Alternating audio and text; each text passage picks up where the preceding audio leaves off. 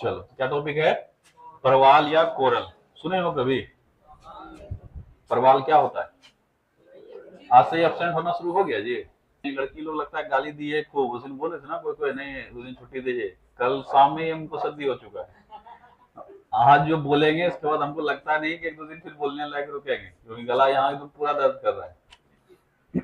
वो हमको पक्का पता था ये लोग कुन कुन कुन कुन अंदर में कर रही है, गाली देगी हमको। हम सोचे थे कल सुबह क्लास लेकर उसके बाद छुट्टी देंगे, देखते हैं। चलो, तो परवाल के बारे में जान रहे हो? क्या होता है परवाल? आ? क्या होता है? कोरल या परवाल क्या होता है?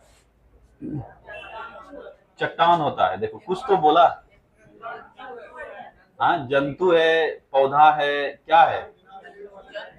सबसे पहले तो देख के बोल दिया। सबसे पहले तो तुमको ये पता होना चाहिए, ऐ सुनो, सबसे पहले तो ये पता होना चाहिए कि कोरल जो हम लोग देखते हैं वो दिखता है हमको पत्थर के जैसा, मतलब कहीं एक जगह। थोड़ा सा जो जानकार आदमी है वो कभी कभी हिलता हुआ भी नजर आता है, कहीं कहीं हल्का फुल्का, तो उसको जीव समझ लेता है कि ये जीव है। और बहुत लोग समझता है कि ये पौधा है। क्या समझता है? पौधा है। क्योंकि उसका जनरली जो शेप दिखता है वो थोड़ा सा फंकी शेप दिखता है, ऐसा ऐसा करके इस तरह से दिखेगा, ऐसा ऐसा करके, और बहुत चमकदार लाल हरा पीला ऐसा करके नजर आएगा। ठीक है, इस तरह से जमा हुआ कहीं कहीं मिलेगा। ठीक है, इसी को हम लोग कह देते हैं कोरल रीफ। क्या कहते हैं? और ये एकदम पूरा हिलता डुलता कहीं कहीं नजर आएगा, क्योंकि शुरुआती दौर में जब रहेगा तो हिलेगा डुलेगा। तो पौधा के जैसा दिखता है और बड़ा रंग रंग बिरंगा दिखता है। समुद्र में तुम जब भी देखता होगा, समुद्र का कोई सीन देखता होगा, उसमें कुछ क्षेत्रों में ये रंग बिरंगे थोड़े थोड़े थोड़े थोड़े चीज ऐसे इतने बड़े बड़े चीज दिखते होंगे जो इस तरह का शेप होता होगा। देखे हो ना? कुछ लहराते हुए भी नजर आ रहे होंगे। वो जो रंग बिरंगा चीज है वही है कोरल। क्या है? कोरल यानी प्रवाल। अब सवाल यहाँ से दो तीन उठता है कि कोरल सबसे पहले वो जो हम लोग देख रहे हैं उसमें जीवन भी है। क्या वो उसमें एक जीवन है? तो आंसर है नहीं, उसमें अनेक जीवन है।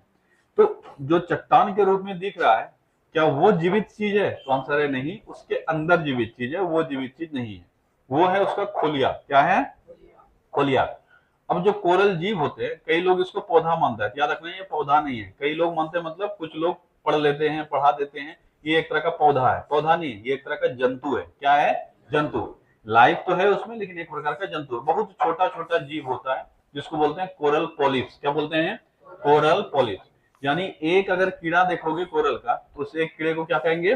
पॉलिप्स। ठीक है, अब होता क्या है, ये जो पॉलिप्स है बहुत छोटा सा जीव है। ठीक है, बहुत छोटा सा जीव है। ये जो जीव है इसके ऊपर एक तरह का कवरिंग होता है। ठीक है, जो कि कैल्शियम कार्बोनेट का बना होता है। किसका बना होता है? कैल्शियम कार्बोनेट से। ठीक है, जितना भी स्ट्रक्चर तुम देखोगे जिसका भी एक कवरिंग हार्ड सरफेस से होगा, वो सब किससे बने होते हैं? कैल्शियम कार्बोनेट से। ठीक है, कैल्शियम का उसमें योगदान होता है। तो ये वाला जो सरफेस, हाँ, कोई भी किसी भी जीव के पास जो हार्ड सरफेस है, अधिकतम चांस है वो किससे बने होंगे? Calcium carbonate. कुछ और हो सकता है, कैल्शियम फॉस्फेट हो सकता है, जैसे हमारे हड्डी में कैल्शियम फॉस्फेट अधिक है। ठीक है, लेकिन कैल्शियम का मात्रा होगा, क्योंकि वही वो हार्ड बनकर जमने का काम करता है। ठीक है, ये जो जीव है इसका कवरिंग बना होता है कैल्शियम कार्बोनेट से। अब हमको ये दिखता क्यों है? कई बार तो हम ये बोल देते हैं कि ये जो हमारा द्वीप है ये कोरल द्वीप है। क्या बोल देते हैं? कोरल द्वीप। यानी जिस द्वीप पर हम खड़े हैं वो बना हुआ है कोरल से। अब बोलोगे जब ये जीव है तो इतना बड़ा कैसे हो गया, और हम लोग जाके उस पर खड़े कैसे हैं, उसको दर्द काहे नहीं हो रहा? तो है क्या, ये कोरल वाला जो जीव है यानी पॉलिप्स है, ये अपने ऊपर एक कवरिंग बनाया और ये एक जगह रुक गया, मतलब कहीं पे भी रख दिया। अब दूसरा जो जीव पैदा होगा वो इसके मरने के बाद वो इसी में होगा। क्या होगा? इसी में, वो भी अपना कवरिंग बनाएगा। और इस तरह से लगभग हजार या लाखों साल में वो एक जगह कलेक्ट होकर बहुत अधिक संख्या में हो जाएगा। होगा कि नहीं होगा? ऐसा नहीं है कि एक यहाँ जन्मा, एक वहां जन्मा, एक जन्मा। हमेशा ये दिखेगा तुमको ग्रुप में। किसमें दिखेगा? ग्रुप में।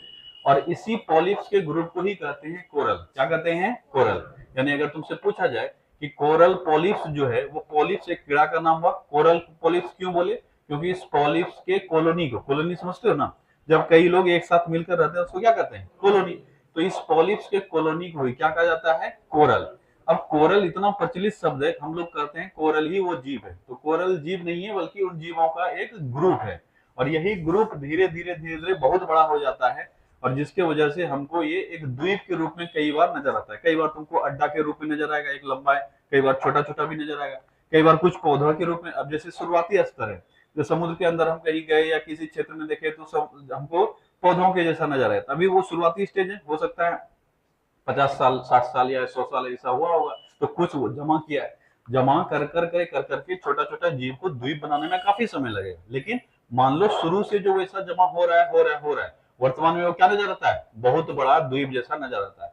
हमारे पास भी द्वीप है, जैसे एक लक्षद्वीप का नाम सुना होगा।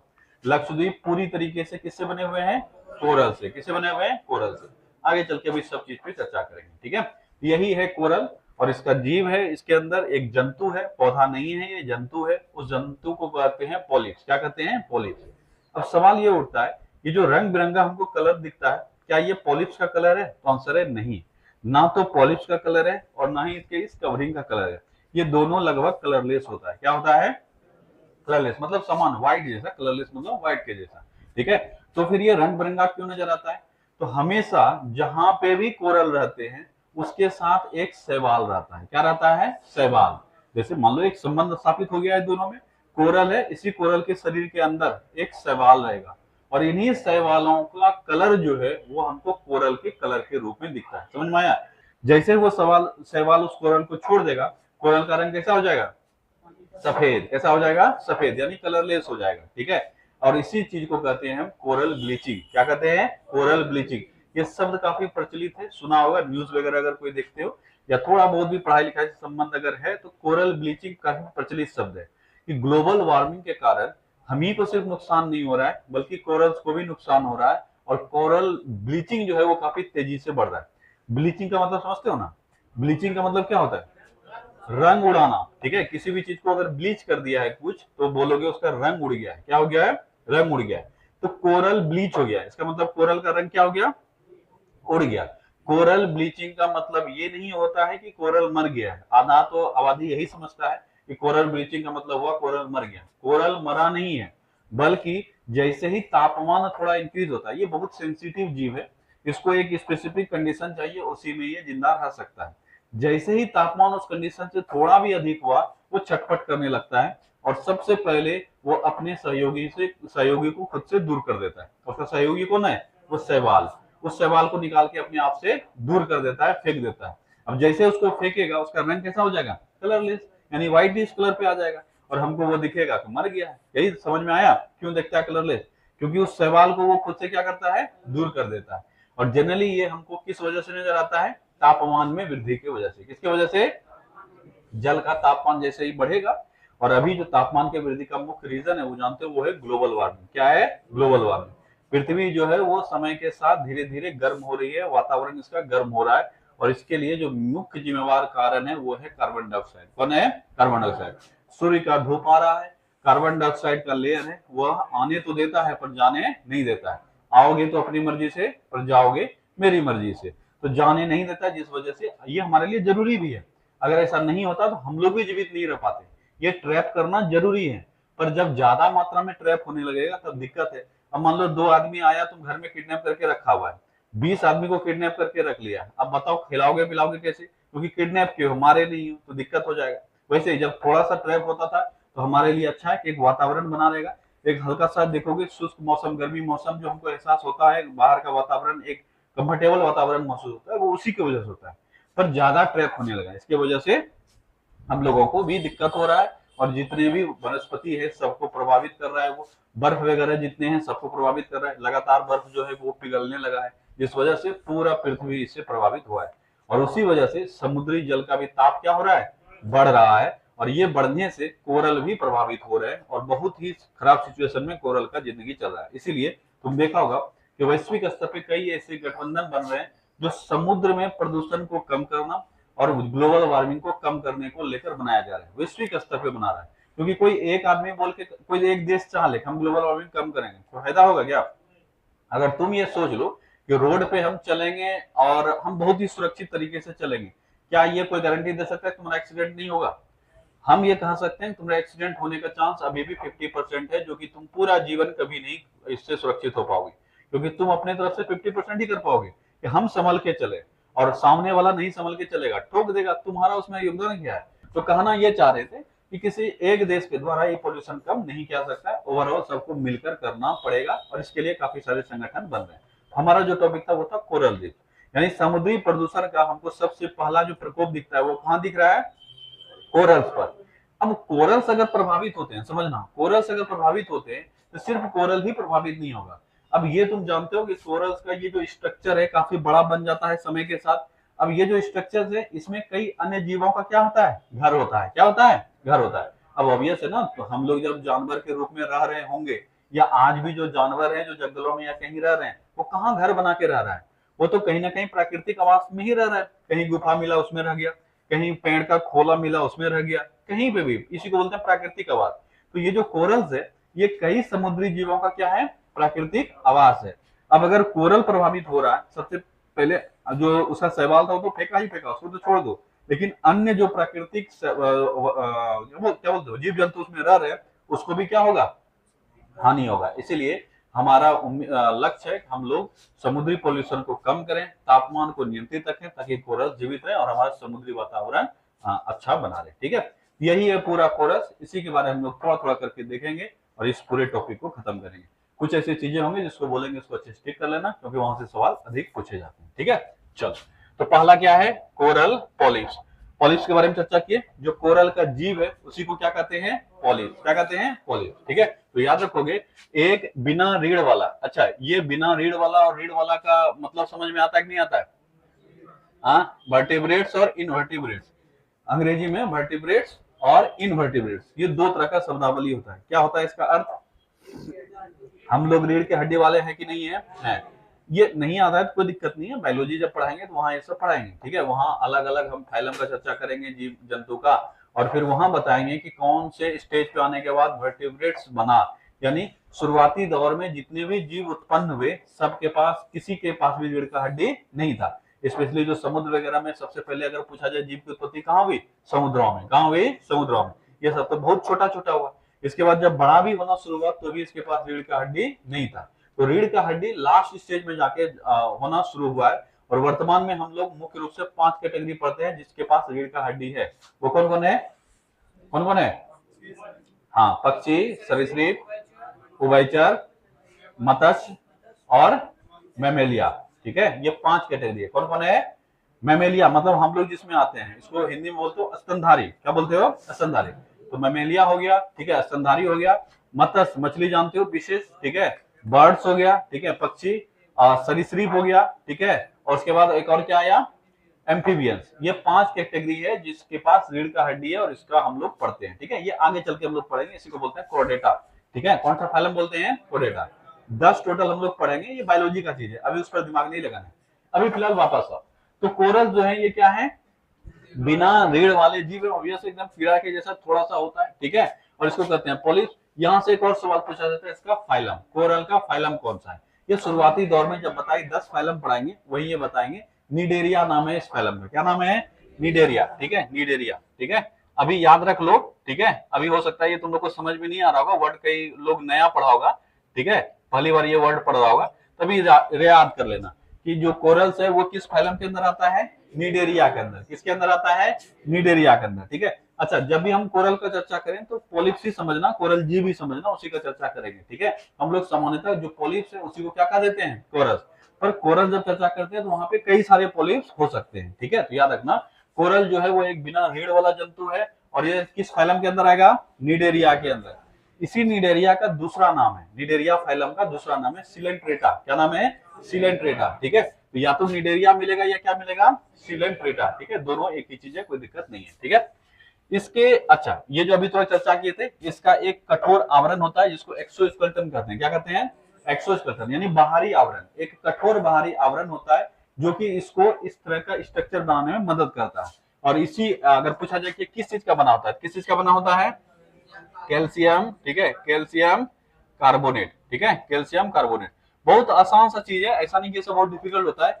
कोई भी इस तरह का स्ट्रक्चर वाला तुमसे पूछ ले ना, बायोलॉजी जब पढ़ लोगे तो ये सब आसान हो जाएगा तुम्हारे लिए। इस तरह का स्ट्रक्चर वाला कोई चीज पूछ ले और हम बताएंगे बहुत सारे जीवों के पास इस तरह का होता है, और तुम नहीं भी जानते हो, अगर तुक्का भी लगाना है तो क्या लगा दोगे? Calcium carbonate. लगभग तुम्हारा आंसर सही हो जाएगा। याद रखना, ये जो पॉलिप्स है इसका कठोर आवरण होता है बाहर में, जो किसका बना होता है? Calcium carbonate. और यही आवरण जमा हो होकर आगे चल के हम लोग कोरल रीफ्स के रूप में नजर आता है, यानी प्रवाल भित्ति के रूप में नजर आता है। किस रूप में? रीफ मतलब हो गया भित्ति, वो दीवार जैसा जो स्ट्रक्चर नजर आता है, इसी कहते हैं कोरल रीफ। क्या कहते हैं? Coral reef. हिंदी में कहते हैं परवाल भित्ति। क्या कहते हैं? परवाल भित्ति, यानी परवालों का दीवार बन गया। तो हम लोग सोचते हैं परवालों का दीवार ऐसा होगा, बिल्कुल ऐसा भी हो सकता है। और ये मान लो ऐसा करके 10 दीवार खड़ा हो गया, तो ऊपर से हमको सपाट भी नजर आएगा। देखेंगे तो हमको ये किस रूप में नजर आ सकता है? किसी द्वीप के रूप में नजर आ सकता है। ठीक है, या तो ऐसे नजर आ सकता है या ऐसे नजर आ सकता है, किसी भी रूप में नजर आ सकता है, कोई दिक्कत नहीं है। लेकिन टर्मिनोलॉजी है कि भित्ति, भित्ति मतलब दीवार हो गया, यानी कोरस एक एक करके खड़ा हुआ है। दीवार भी हम एक एक करके ईटा ईटा जोड़ के खड़ा करते हैं, सिर्फ उसी लिए ये वर्ड आया। ठीक है, तो याद रखना पॉलिप जो है इसी के कवर, इसका जो कवर होता है वो कैल्शियम कार्बोनेट का बना होता है, और इसी को जोड़ जोड़ कर क्या बनाते हैं? Coral reef. ठीक है, पॉलिप्स के कॉलोनी को क्या कहा जाता है? कोरल। क्या कहा जाता है? कोरल। अभी तो चर्चा किए थे कि पॉलिप्स कॉलोनी में रहता है और इसी कॉलोनी को क्या कहते हैं? कोरल। इसीलिए समान रूप से जब हम कोरल का चर्चा करते हैं तो हम किसका चर्चा कर रहे होते हैं? पॉलिप्स का। लेकिन हमारे बोलचाल की भाषा में पॉलिप्स को ही हम कोरल कह देते हैं। ठीक है, अधिकांश कोरल विकसित होते हैं। अब ये काफी इंपॉर्टेंट है और सबसे अच्छा सवाल, चाहे कोई भी लेवल का एग्जाम हो, इससे जो सबसे बेहतरीन सवाल पूछा जाने वाला है या जा रहा है वो है ये कंडीशन से। तुमसे दे देगा कि कोरल्स के लिए यानी प्रवालों के लिए निम्न में से कौन सा उपयुक्त कंडीशन नहीं है या है। इसमें 4 कंडीशन है, इसको अच्छे से याद रखना। ये किस वातावरण में उत्पन्न हो सकता है, बस यही तुमको याद रखना है, यही है इसका कंडीशन। तो इसको पानी कैसा चाहिए? तो पानी चाहिए गर्म। गर्म मतलब वो गर्म पानी नहीं, हॉट वाटर नहीं, वार्म। वार्म मतलब समझते हो ना? हाँ, हल्का गर्म चाहिए, नॉर्मल से हल्का सा अधिक। ठीक है, ऐसा नहीं कि गर्म कर दोगे बहुत अधिक। ठीक है, ये बेचारा इतना ज्यादा सेंसिटिव है कि 30 डिग्री टेम्परेचर पहुंचते ही ये अपना मतलब क्या बोलते हैं, छटपट करने लगता है और जो सवाल है उसको बाहर फेंकने लगता है। तो इसको एक क्या बोल सकते हैं, कंफर्टेबल जोन चाहिए। ठीक है, पानी ठंडा नहीं चाहिए। इसका नॉर्मल टेम्परेचर जो है वो 20 से 25 के बीच में इसको रहना पसंद है। कहां से कहां तक? 20 से 25, मतलब 23 से लेकर 25 का वातावरण देखोगे तो इसके लिए उपयुक्त। जैसे हम ही लोग हैं, हम लोग 40-42 को भी झेल रहे हैं ना। टेम्परेचर तुम देखोगे गर्मी के मौसम में 40-42 आराम से चला जाता है, तो हम लोग उसको झेल रहे हैं। और लोअर देखोगे ठंडा दिन में तो कई ऐसे क्षेत्र है जहां पे टेम्परेचर 1-2 के आसपास भी लोग आराम से उसको झेल पा रहा है, माइनस में भी झेल रहा है। लेकिन 1-2-3 अगर टेम्परेचर है तो भी उसको झेल रहा है, कोई दिक्कत नहीं है। तो क्या हमारा वो आइडियल कंडीशन हुआ? हमारे शरीर के लिए सबसे उपयुक्त तापमान क्या है? 22 डिग्री से 27 डिग्री। क्या है? 22 डिग्री से 27 डिग्री। मतलब सबसे कंफर्टेबल जो हमारा शरीर होता है वो है 22 डिग्री पर। किस पर होता है? 22 डिग्री। और जो रूम टेम्परेचर है हमारा वो है 27 डिग्री। क्या है? 27 डिग्री। तो अगर इस बीच में टेम्परेचर है तो हमको कोई दिक्कत नहीं है। और ठंडा हमको अगर मतलब एसी में बहुत अधिक ठंडा चाहिए जिसको तुम लोग 16 तक लेके चला जाता है, ये हमारे शरीर के लिए उतना उपयुक्त नहीं है। इसीलिए सरकार इस बार घोषणा भी की है, अब आने वाला जो अगले गर्मी में जितना भी एसी खरीदोगे उसमें 16 डिग्री टेम्परेचर रहेगा ही नहीं, 20 डिग्री लास्ट टेम्परेचर रहेगा। 20 से नीचे उसमें रिमोट में ही मतलब काम ही नहीं करेगा। जैसे आज 16 पे जाके अटक जाता है ना, वो किस पे अटक जाएगा? 20 पे। और धीरे धीरे हाँ लोअर टेम्परेचर जो है वो 20 होगा, और धीरे धीरे इसको करने का उम्मीद है 22 से 24। ठीक है, यानी 22 डिग्री पे रोकेगा और फिर किस पे रोकेगा? 24। मतलब लास्ट टेम्परेचर जो तुम्हारा होगा वो 22-24 यहीं पे अटकेगा। अभी 20 शुरुआत किया। कई ऐसे देश हैं जहां पे 22 पे रोका हुआ है, कुछ तो देश है जो 24 पे रोका है। तो भारत में 24 थोड़ा एक्सट्रीम हो जाएगा, 22 पे आके अटकाएगा कि 22 ही तुम्हारा लोअर टेम्परेचर होगा, इससे नीचे टेम्परेचर नहीं जाने देगा। अब रहेगा ही नहीं तो जाएगा कहां से? तुम 16 से नीचे नहीं कर सकते हो, क्योंकि अभी एसी में लोएस्ट टेम्परेचर कितना है? 16। उससे नीचे नहीं जा पाओगे। वैसे ही लोएस्ट टेम्परेचर कर देगा 22, तो उससे नीचे नहीं जा पाओगे। अभी वर्तमान में 20 अब आने वाला है, जितना भी अब नया एसी आएगा सब में वही रहेगा। तो हम लोगों के लिए जो उपयुक्त वातावरण है वो है 22 से लेकर 24। ये हम लोगों के शरीर के लिए उपयुक्त है, कंफर्टेबल है, कोई दिक्कत नहीं है। वैसे ही जो कोरल्स हैं, कोरल्स के लिए जो कंफर्टेबल जोन है वो है 23 से लेकर 25। क्या है? 23 से 25। मोटा मोटी हम बोल देते हैं कि 20 से लेकर 25 के बीच में कंफर्टेबल रहेगा। अगर एक्सट्रीम पोजीशन देखेंगे तो 20 से लेकर 29 तक। कहां तक देखेंगे? 29 तक। टेम्परेचर जैसे ही 30 या उससे अधिक होगा ये क्या बोल सकते हो, मतलब व्याकुल हो जाएगा। और टेम्परेचर जैसे ही 18 से नीचे जाएगा ये उस समय में भी क्या हो जाएगा? व्याकुल। मतलब इसको ठंडा भी 18 से नीचे नहीं चाहिए, एक्सट्रीम है ठंडा, मतलब 18 में ही वो गड़बड़ होने लगता है। इसीलिए हम लोग पढ़े कि नॉर्मल टेम्परेचर 20 से स्टार्ट कर रहे हैं, ठंडा में ज्यादा नहीं भेज रहे हैं। लेकिन 18 से नीचे जैसे ही टेम्परेचर होगा इसका हालत क्या होने लगेगा? खराब। और 30 से अधिक जैसे ही टेम्परेचर होगा इसका हालत क्या होने लगेगा? खराब। इसीलिए इसके लिए जो उपयुक्त वातावरण है वो है 20 से लेकर 29। क्या है? 20 से लेकर 29। इस बीच में अगर है तो ठीक ठाक जिएगा, लेकिन एकदम आराम से किसमें जिएगा, 23 से 25। किसमें जिएगा, 23 से 25। ये सबसे अधिक अच्छा वातावरण है। 20 से 29 तक ये सर्वाइव कर सकता है, लेकिन जैसे ही 30 या उससे अबव होगा और इधर 18 या इससे लोअर होगा, ये जी नहीं पाएगा। ठीक है, समझ में आया? तो कितना सेंसिटिव है ये। दूसरा, ये नमकीन पानी में जीता है। किसमें जीता है, नमकीन पानी में। अब बोलोगे नमकीन क्या, बहुत अधिक नमकीन? तो वहां भी इसका कंडीशन है कि समुद्री पानी में जी रहा है तो नमकीन ही होगा। समुद्री पानी में जी रहा है तो किसमें जी रहा है, नमकीन में। तो इसको वो एवरेज वातावरण चाहिए, और एवरेज समुद्री पानी का नमकीन कितना है, मतलब सैलिनिटी कितना है, 35। है ना, पढ़ा है अभी। एवरेज कितना है, 35। इसके लिए वही वातावरण चाहिए, यानी जो नमकीनपन इसको चाहिए वो 32 से लेकर 37 या नहीं तो 42, ये एक्सट्रीम कंडीशन जाता है। और बेस्ट वातावरण जो है इसका वो है 32 से 37। क्या है, 32 से 37। 32 से नीचे जैसे ही होगा इसका हालत खराब हो जाएगा, यानी 32 ये लास्ट है, इससे नीचे जा ही नहीं सकता। यानी जो आर्टिक वाला क्षेत्र है वहां का जो सैलिनिटी है वो 28 से 32 है। क्या उसमें कोरल रीफ पैदा हो सकते हैं? अगर होगा भी तो अटलांटिक की तरफ थोड़ा बहुत मात्रा में हो सकता है, क्योंकि ऊपर से नीचे आता है तो थोड़ा बहुत बढ़ेगा। ठीक है, लेकिन जो एक्चुअल आर्टिक वगैरह है वो सब में कभी नहीं होगा। वहां पे तो वातावरण ठंडा, पानी भी कैसा हो गया, ठंडा, उसमें तो नहीं होगा। कुछ कोरल रीफ्स हैं जो इसके एक्सेप्शन भी हैं, तो हर जगह होता है ना, लेकिन समान कंडीशन ये नहीं है। आ जाओ वापस। तो अगर पूछा जाए कोरल्स कहाँ उत्पन्न होते हैं, किस क्षेत्र में, सबसे पहले बोलोगे गर्म वातावरण में। कहाँ, गर्म वातावरण। पानी कैसा चाहिए, वार्म, यानी हल्का गर्म चाहिए। अभी टेम्परेचर भी तुमको याद रखना है। दूसरा, गहराई में देखोगे तो क्या बहुत गहराई में है, तो आंसर है नहीं। ये छिछले प्रदेश में होंगे। किसमें होंगे, छिछले या उथले प्रदेश में। यानी गहराई जो ये ज्यादा से ज्यादा जाएगा वो मुश्किल से 70 मीटर तक जाएगा। कितना, 70 मीटर। फीट में इसको बदलोगे तो 200 मीटर तक जाएगा, इससे 200 फीट तक जाएगा, इससे अधिक नहीं जाएगा। मतलब अगर मीटर को फीट में बदलना है तो 3 से मोटा मोटी गुना कर देना, उसी के आसपास होगा। जैसे अगर हम 50 बोले तो इसको फीट में बदलोगे क्या हो जाएगा, 150। तो ज्यादा से ज्यादा 50 से 70 ये मैक्सिमम रेंज है। 50 के आसपास ये अच्छे से, 50 तक ये अच्छे से रह सकते हैं। ठीक है, अब बोलोगे क्या ये सतह के ऊपर रहेगा, नहीं। जैसे ही पानी के सतह को छुएगा वैसे दूर भागेगा, क्योंकि रहना उसको कहाँ है, पानी के अंदर ही। तो पानी के ऊपर नहीं रहेगा, पानी के अंदर रहेगा। लेकिन कितना दूर तक जा सकता है, 50-60 मीटर तक ये गहराई में जाएगा, जहां पे सूर्य प्रकाश कंफर्टेबली पहुंच पा रहा है। सूर्य प्रकाश तो वैसे 200 मीटर तक जाता है, लेकिन 50-60 तक जाते जाते सूर्य के प्रकाश की इंटेंसिटी क्या होती है, काफी कम हो जाती है। तो वहीं पे ये रहेगा। ठीक है, अब ये हो गया। दूसरा, एक और अगर सवाल है इसका, टेम्परेचर हो गया, सैलिनिटी हो गया, डेप्थ हो गया। अच्छा, नदी का क्या इसमें योगदान होता है? तो नदी जहां समुद्र में मिलती है, ध्यान देना, जहां पे अभी नदी समुद्र से मिलती है वहां का सैलिनिटी बढ़ जाएगा कि घट जाएगा, घट जाएगा। कल चर्चा किए थे कि जो लवणता है समुद्र के जल का, वो जहां पे नदी मिल रही है वहां पे मीठा जल गिरा रही है, इसके वजह से लवणता क्या होगा, घट जाएगा। तो कभी भी ये उस जगह पे अच्छे से उत्पन्न नहीं हो पाएगी अगर वहां पे कोई नदी आकर समुद्र से मिल रही है। इसका जो बेस्ट कंडीशन होगा, नदियों के मुहाने से क्या होगा, दूर। क्या होगा, दूर। तो कंडीशन सारा सीख लिया। कंडीशन क्या है पॉलिप्स के अच्छे से रहने का? टेम्परेचर इसको कितना चाहिए, टेम्परेचर कितना चाहिए, 20 से 29। 20 से 29। बेस टेम्परेचर क्या है, 23 से 25। और इस एक्सट्रीम अगर इसका देखें तो 20 से 29। 20 से 29, 30 नहीं लोगे। ठीक है, और इधर 19 नहीं लोगे। 20 एक्सट्रीम पोजीशन होगा और 29 एक्सट्रीम पोजीशन होगा, जो कि इसके जीवन के लिए ठीक ठाक है।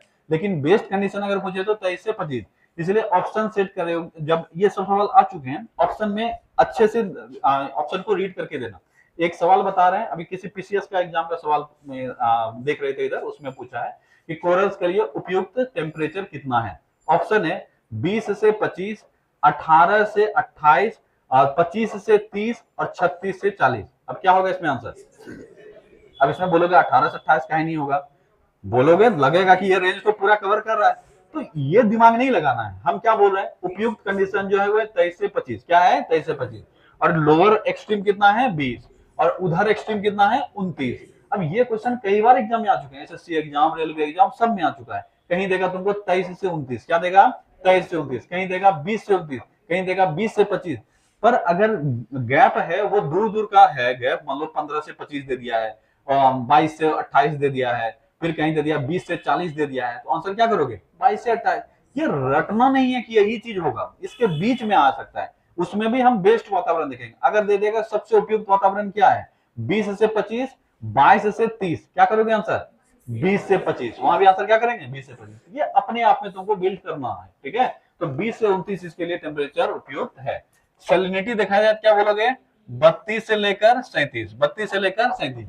लेकिन इसको हम लोग कई बार क्या करते हैं, क्या बोलते हो, मतलब 42 तक लेके जाते हैं। कितना दूर तक, 42 तक। ये ऑप्शन पे डिपेंड करेगा, पर मैक्सिमम स्रोतों में जो इसका उपयुक्त वातावरण के लिए सैलिनिटी माना जाता है वो कितना माना जाता है, 32 से 37। लेकिन एग्जाम में कुछ बार पूछा गया तो वहां पे आंसर कहां से कहां तक लिया है, 32 से 42, 32 से 42। तो अगर ऑप्शन देखोगे 32 से 37 वाला ऑप्शन है। हम इसीलिए अभी इसको थोड़ा सा प्रिसाइज पे जा रहे हैं, क्योंकि जैसे देखा अभी तुरंत क्वेश्चन बताए थे 20 से 25 वाला, वहां फंस जाओगे उस तरह में, ठीक है। अगर दे दिया तुमको इसके लिए उपयुक्त सैलिनिटी कितना है, 32 से 37, 35 से 42, अब क्या करोगे, 32 से 37, वहां 35 से 42 वाला गलती हो जाएगा, ठीक है। लेकिन अगर दे दिया 32 से 42 या 35 से 42 और दे दिया कि 28 से 48, इस तरह से कोई दे दिया। एक अभी रिसेंटली के एग्जाम में पूछा है जहां पर बोला है कि इसके लिए उपयुक्त वातावरण 42 हो सकता है। अभी उसमें से कोई एक स्टेटमेंट सही चुनना है, उसमें 4 स्टेटमेंट दिया हुआ है। पहला है कि इसका टेम्परेचर 40 डिग्री से अधिक चाहिए। दूसरा दिया है सैलिनिटी 42 डिग्री 42 पीपीटी चाहिए। तीसरा दिया है कि डेप्थ जो है वो 200 मीटर से अधिक गहराई पर ये उत्पन्न हो सकता है। और चौथा जो है नदियों के मुहाने से दूर होना चाहिए। इसमें बेस्ट आंसर चुनना है। क्या आंसर चुनोगे, नदियों के मुहाने से दूर होना चाहिए, ये बेस्ट आंसर हो जाएगा। अब इसका एक्सट्रीम पोजीशन अगर 42 देंगे तुम्हारे दिमाग में ये भी चलेगा, हाँ 42 में तो उत्पन्न हो सकता है।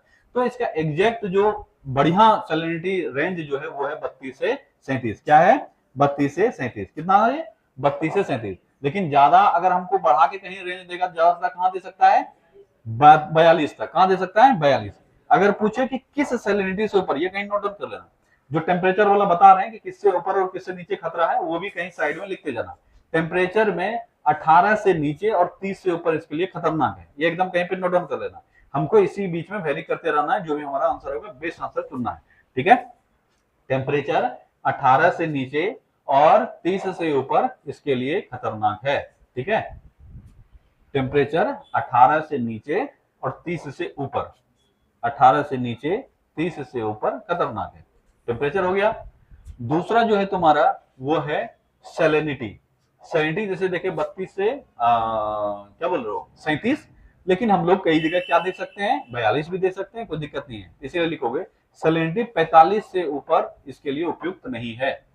45 से ऊपर अगर किसी जगह पे सैलिनिटी यानी लवणता 45 से अधिक है तो वहां कोई उत्पन्न अच्छे से हो ही नहीं पाएगा, ठीक है। तो सैलिनिटी जो है 45 पीपीटी से अधिक उपयुक्त नहीं है, ठीक है, इसको याद रखना, ठीक है। अब आ जाओ डेप्थ यानी गहराई। गहराई जो है ये है 50 से 60 मीटर। क्या है, 50 से 60 मीटर। फीट में इसको कन्वर्ट करोगे तो लगभग तुम्हारा 150 से 200 फीट चला जाएगा। क्या हो जाएगा, 150 से 200 फीट के आसपास ये अच्छे से रह सकता है। इसलिए याद रखना मैक्सिमम गहराई पे हमेशा हम लोग सब चीज मैक्सिमम नहीं मानते हैं। ये है रहने योग्य कंडीशन कि तुम्हारे पास अगर पानी 10 किलोमीटर दूर भी है तो भी तुम जी सकते हो। 1000 किलोमीटर दूर है, जी पाओगे क्या, अगर 100 किलोमीटर दूर है तो भी तुम जी पाओगे। लेकिन बेस्ट जीने का कंडीशन क्या है, अगर 1 किलोमीटर या 2 किलोमीटर दूर अगर पानी का स्रोत है तो तुम्हारे लिए अच्छा है। लेकिन 1000 किलोमीटर दूर है तो तुम जी ही नहीं पाओगे। 100 किलोमीटर 150 किलोमीटर कई ऐसे क्षेत्र हैं जो आज भी जीवन के लिए 100 किलोमीटर दूर जाकर पानी कहीं से इकट्ठा करते हैं। अभी कुछ पहाड़ी क्षेत्र देखोगे, वहां पे कुछ लोग का प्रोफेशन है पानी लाकर बेचना। वो जाएगा लगभग 70 किलोमीटर 80 किलोमीटर, कोई कोई जगह पे 100 किलोमीटर 150 किलोमीटर दूर, वहां से पानी लेकर आएगा और फिर लोकर आके बेचेगा, जिससे हमारे यहाँ पे अन्य सामान बेचा जाता है। तो कई क्षेत्र हैं जहाँ पे जीवन है ऐसा भी। लेकिन अगर 1000 किलोमीटर दूर कहीं पे पानी है तो क्या वहां से लाके बेचना भी संभव है, वो जीवन के लिए संभव नहीं है। वो थोड़ा बहुत कुछ लोग सर्वाइव कर सकते हैं, लेकिन वहां पे नॉर्मल बस्ती नहीं बसाया जा सकता। वैसे ही इसका जो डेप्थ है वो सामान्य कंडीशन ज्यादा से ज्यादा जो जा सकता है वो 50 से 60। कुछ ऐसे भी हैं जो 200 फीट से ज्यादा गहराई पे भी मिले हुए, पर वो सामान्य कंडीशन नहीं है। ज्यादा से ज्यादा कितने गहराई पे जाएंगे, 50 से 60 मीटर। 50 मीटर इनके लिए सबसे उपयुक्त रहकर बढ़िया से जीवन जीने लायक कंडीशन है। 50 मीटर मतलब 150 फीट। कितना है, 150 फीट।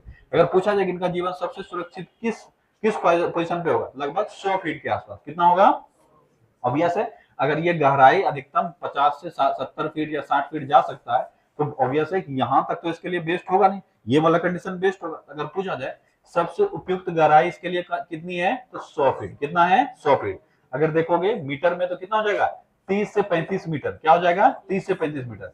मतलब सतह से 30 से 35 मीटर गहराई इसके लिए सबसे उपयुक्त है जीवन के लिए। यानी ऐसा नहीं कि सतह के एकदम पास इसके लिए चाहिए, ऐसा नहीं चाहिए, इसको सतह से नीचे तो जाना ही पड़ेगा, मतलब जल के सतह से, लेकिन 30 से 35 मीटर सबसे उपयुक्त है। इससे अधिक गहराई बढ़ने पे इसको थोड़ा दिक्कत होने लगता है, और 70-80 अगर मीटर नीचे चले जाओ तो उसके बाद ये बढ़िया से अनुकूल जीवन नहीं जी पाएगा। ठीक है, इसीलिए हम लोग रेंज पढ़ते हैं कि डेप्थ 50 से 60 इसके लिए ठीक है, इससे अधिक गहराई पे नहीं जी पाएगा। उसके बाद क्या नदियों के मोहनों के पास ये जी पाएगा? आंसर है नहीं, नदियों के मोहनों से दूर ही इसके जीवन की उत्पत्ति बढ़िया से होगी और ये जीवन अच्छे से जी पाएगा। ये है कंडीशन, और यहां से अच्छे सवाल आते हैं, इसको नोट डाउन कर लेना। ठीक है, इसका क्या क्या है, टेम्परेचर, सैलिनिटी, डेप्थ और नदी से दूरी। ठीक है, इसको अच्छे से याद रखना। यही यहाँ पे है कि गर्म जल चाहिए, उथला चाहिए, उथला मतलब समझ ना कि कम गहराई वाला, साफ। अच्छा, क्या इसको गंदा पानी पसंद है? तो नहीं। क्या ये प्रदूषित जल में विकसित हो सकता है? तो आंसर है नहीं, इसको पानी चाहिए साफ। इसीलिए हमारा जो समुद्री प्रदूषण है वो बहुत अधिक प्रभावित कर रहा है कोरल्स को। ठीक है, तो जल चाहिए साफ, धूप पाने वाले क्षेत्र में, यानी इसको धूप अच्छे से मिलना चाहिए। और अगला है सक्रिय जल चाहिए। कैसा जल चाहिए? सक्रिय जल। सक्रिय जल का मतलब क्या हुआ? जल में दो तरह का चीज है, एक में गति है और एक स्थिर है। यानी हमारे जो तालाबों का जल होता है वो स्थिर जल होता है। क्या होता है? स्थिर जल। नदी, समुद्र, ये सबका जल कैसा है? सक्रिय जल। पर समुद्र में भी कुछ ऐसा क्षेत्र हो सकता है जहां पे जो एक्टिवनेस है, यानी जो बहाव वो काफी कम होगा, उन क्षेत्रों में उत्पन्न नहीं होगा। इसको चाहिए फ्लोइंग वाटर। क्या चाहिए? Flowing water. वहां पे जो पानी है वो हमेशा फ्लो करते रहने चाहिए। इन क्षेत्रों में ही ये विकसित अच्छा से कर सकता है। अब ये क्षेत्र जो मिलता है, अगर अभी वर्ल्ड मैप पे पूछे, जो कि याद भी रखना है तुमको, ये क्षेत्र कहाँ हमको सर्वाधिक किस क्षेत्र में मिल सकता है? एग्जैक्ट तो नहीं बता पाओगे, पर अगर तुमसे महासागर से हम रिलेटेड सवाल करें तो किस क्षेत्र में सबसे कम विकसित होगा और किस क्षेत्र में सबसे अधिक विकसित होगा? अभी ऑप्शन देते हैं, ऑप्शन देते हैं। महाद्वीपों के पूर्वी तरफ, महाद्वीपों के पश्चिमी तरफ। हाँ, सोच समझ के आंसर दो। कौन कौन कहता है महाद्वीपों के पूर्वी तरफ? 1 2। क्या पूछ रहे? क्वेश्चन क्या था? क्वेश्चन फिर से था, प्रवालों की उत्पत्ति किन क्षेत्रों में सर्वाधिक हो सकती है? महासागर में तो होगा, ये तो तय है। अब हम पूछ रहे हैं कौन सा क्षेत्र, अगर वर्ल्ड मैप पे देखें, महाद्वीपों के पूर्वी तरफ या महाद्वीपों के पश्चिमी तरफ? पूर्वी तरफ। कौन कौन कहता है पूर्वी तरफ? हाथ खड़ा करो। 1 2 3 4 5 6 7 8। अब पश्चिमी कौन कौन है? 3 आदमी। अब बाकी सबको अभी आइडिया नहीं है। ठीक है, अब जलधारा पढ़ा रखे हैं, सारा चीज पढ़ा रखे हैं। अब पश्चिमी वाले थोड़े खड़े होइए, पश्चिमी वाले लोग खड़े होइए, खड़े हो जाइए। पश्चिमी कौन कौन है? और एक और हाथ था। हाँ, अब बताइए कैसे? कोई लक्षद्वीप और कुछ नहीं, पश्चिमी कैसे? यही गलती एग्जाम में भी होता है। हम किसी खास पोजीशन को इंगित करते हुए पूछे हैं, हम समान पद्धति पूछ रहे हैं। ठीक है, समान पद्धति में हम बताए हुए हैं कि किसी भी महाद्वीप के किस तरफ गर्म जलधारा मिलेगी, पूरब तरफ या पश्चिमी तरफ। अगर ये एक महासागर है, ये एक महासागर है, तो महासागर के पूर्वी तरफ ठंडी जलधारा। पढ़ा है कि नहीं पढ़ा है? महासागर के पूरब तरफ ठंडी जलधारा। और अगर कोई महासागर का पूरब हम देखेंगे तो ये किसी महाद्वीप का पश्चिम साइड ना होगा। क्या होगा? पश्चिम साइड। तो अगर हम लोग गर्म जलधारा का चर्चा कर रहे हैं, क्योंकि क्या ये ठंडी जलधारा में उत्पन्न होती है? नहीं। तो गर्म जलधारा का चर्चा करते हैं तो इस तरफ होगा, और इस तरफ किसी भी महाद्वीप का पूरब हिस्सा होगा, पश्चिम हिस्सा होगा, पूरब हिस्सा। क्या ये समझ में आया कि नहीं आया? तो समान कंडीशन ये है कि यहाँ पर गर्म जलधारा है, यहाँ पे क्या है? गर्म जलधारा। ये है गर्म जलधारा। ठीक है, ये है महासागर, महासागर का ये है ईस्ट और महासागर का ये है वेस्ट। क्या है? वेस्ट। अगर महासागर का ईस्ट वेस्ट देखेंगे तो हमको महाद्वीप में पलटना पड़ेगा। जो महाद्वीप यहाँ अवस्थित है उसका ये हिस्सा है ईस्ट और ये हिस्सा है वेस्ट। इस जगह जो महाद्वीप होगा उसका ये हिस्सा क्या होगा? ईस्ट और ये हिस्सा होगा वेस्ट। तो महासागर का पश्चिमी तरफ और महाद्वीप का पूर्वी तरफ। अगर पूछा जाए कि महासागर के किस तरफ सर्वाधिक प्रवाल मिलेंगे, पूर्वी क्षेत्र में या पश्चिमी क्षेत्र में, तो महासागर के पश्चिमी क्षेत्र में। महाद्वीपों के किस तरफ? महाद्वीपों के पूर्वी तरफ, महाद्वीपों के पूर्वी तरफ। क्या समझ में आया? क्यों? क्योंकि समान कंडीशन क्या है, इसको कैसा जल चाहिए? गर्म जल चाहिए। और गर्म जलधारा कहाँ बहती है? महासागरों के पश्चिमी तरफ और महाद्वीपों के पूर्वी तरफ। अभी मैप पे आएंगे तो फिर वहां भी चर्चा करेंगे। क्या समझ में आ गया? कोई भी कंडीशन नहीं है, हम क्या बोल रहे हैं कि ये एक एक जनरल ट्रेंड है, ठीक है, एक जनरल ट्रेंड है। अब इंडियन ओशियन का तो हम पहले ही चर्चा किया है कि इंडियन ओशियन का कंडीशन अलग है। यहाँ पे एक जल गर्मी हो जाती है, एक जल ठंडी हो जाती है, एक बार इधर बहती है, एक बार इधर भी बहती है। यहाँ पे मानसून का वेस्ट एक वातावरण क्रिएट कर। दूसरी बात, हमारे यहाँ पे बहुत कम है, हमारे यहाँ कोरल रीफ्स का कोई खजाना नहीं है। अभी मैप पे आएंगे तो बताएंगे। हम लोग के पास तो थोड़ा सा, अच्छा किसी के पास 2 लाख 3 लाख अगर अभी हो जाए तुम्हारे बीच में तो लगेगा तो हम तो सबसे अमीर है, लगेगा कि नहीं लगेगा? 2-3 लाख अगर पॉकेट में हो तो लगेगा अमीर है। पर क्या मार्केट में इसका कोई वैल्यू है? 2 लाख 3 लाख लेके क्या ही कर लोगे? मार्केट में तुम सबसे गरीब हो। मार्केट के दौर में अगर देखोगे तो वही चीज है। हमारे यहाँ पे जो छोटे मोटे हैं ये तो कहीं भी हो सकते हैं, ऐसा नहीं पश्चिम साइड में होगा ही नहीं। अगर वहां का गर्म वातावरण मिल गया पानी का तो वहां भी उत्पन्न हो जाएगा, ठीक है, ऐसा नहीं होगा। लेकिन सामान्य ट्रेंड वो नहीं है। सामान्य जीवन जो हम लोगों का उत्पत्ति हुआ, ये नदी के किनारे हुआ कि पहाड़ के नीचे हुआ? क्या पहाड़ के नीचे जीवन नहीं है? है।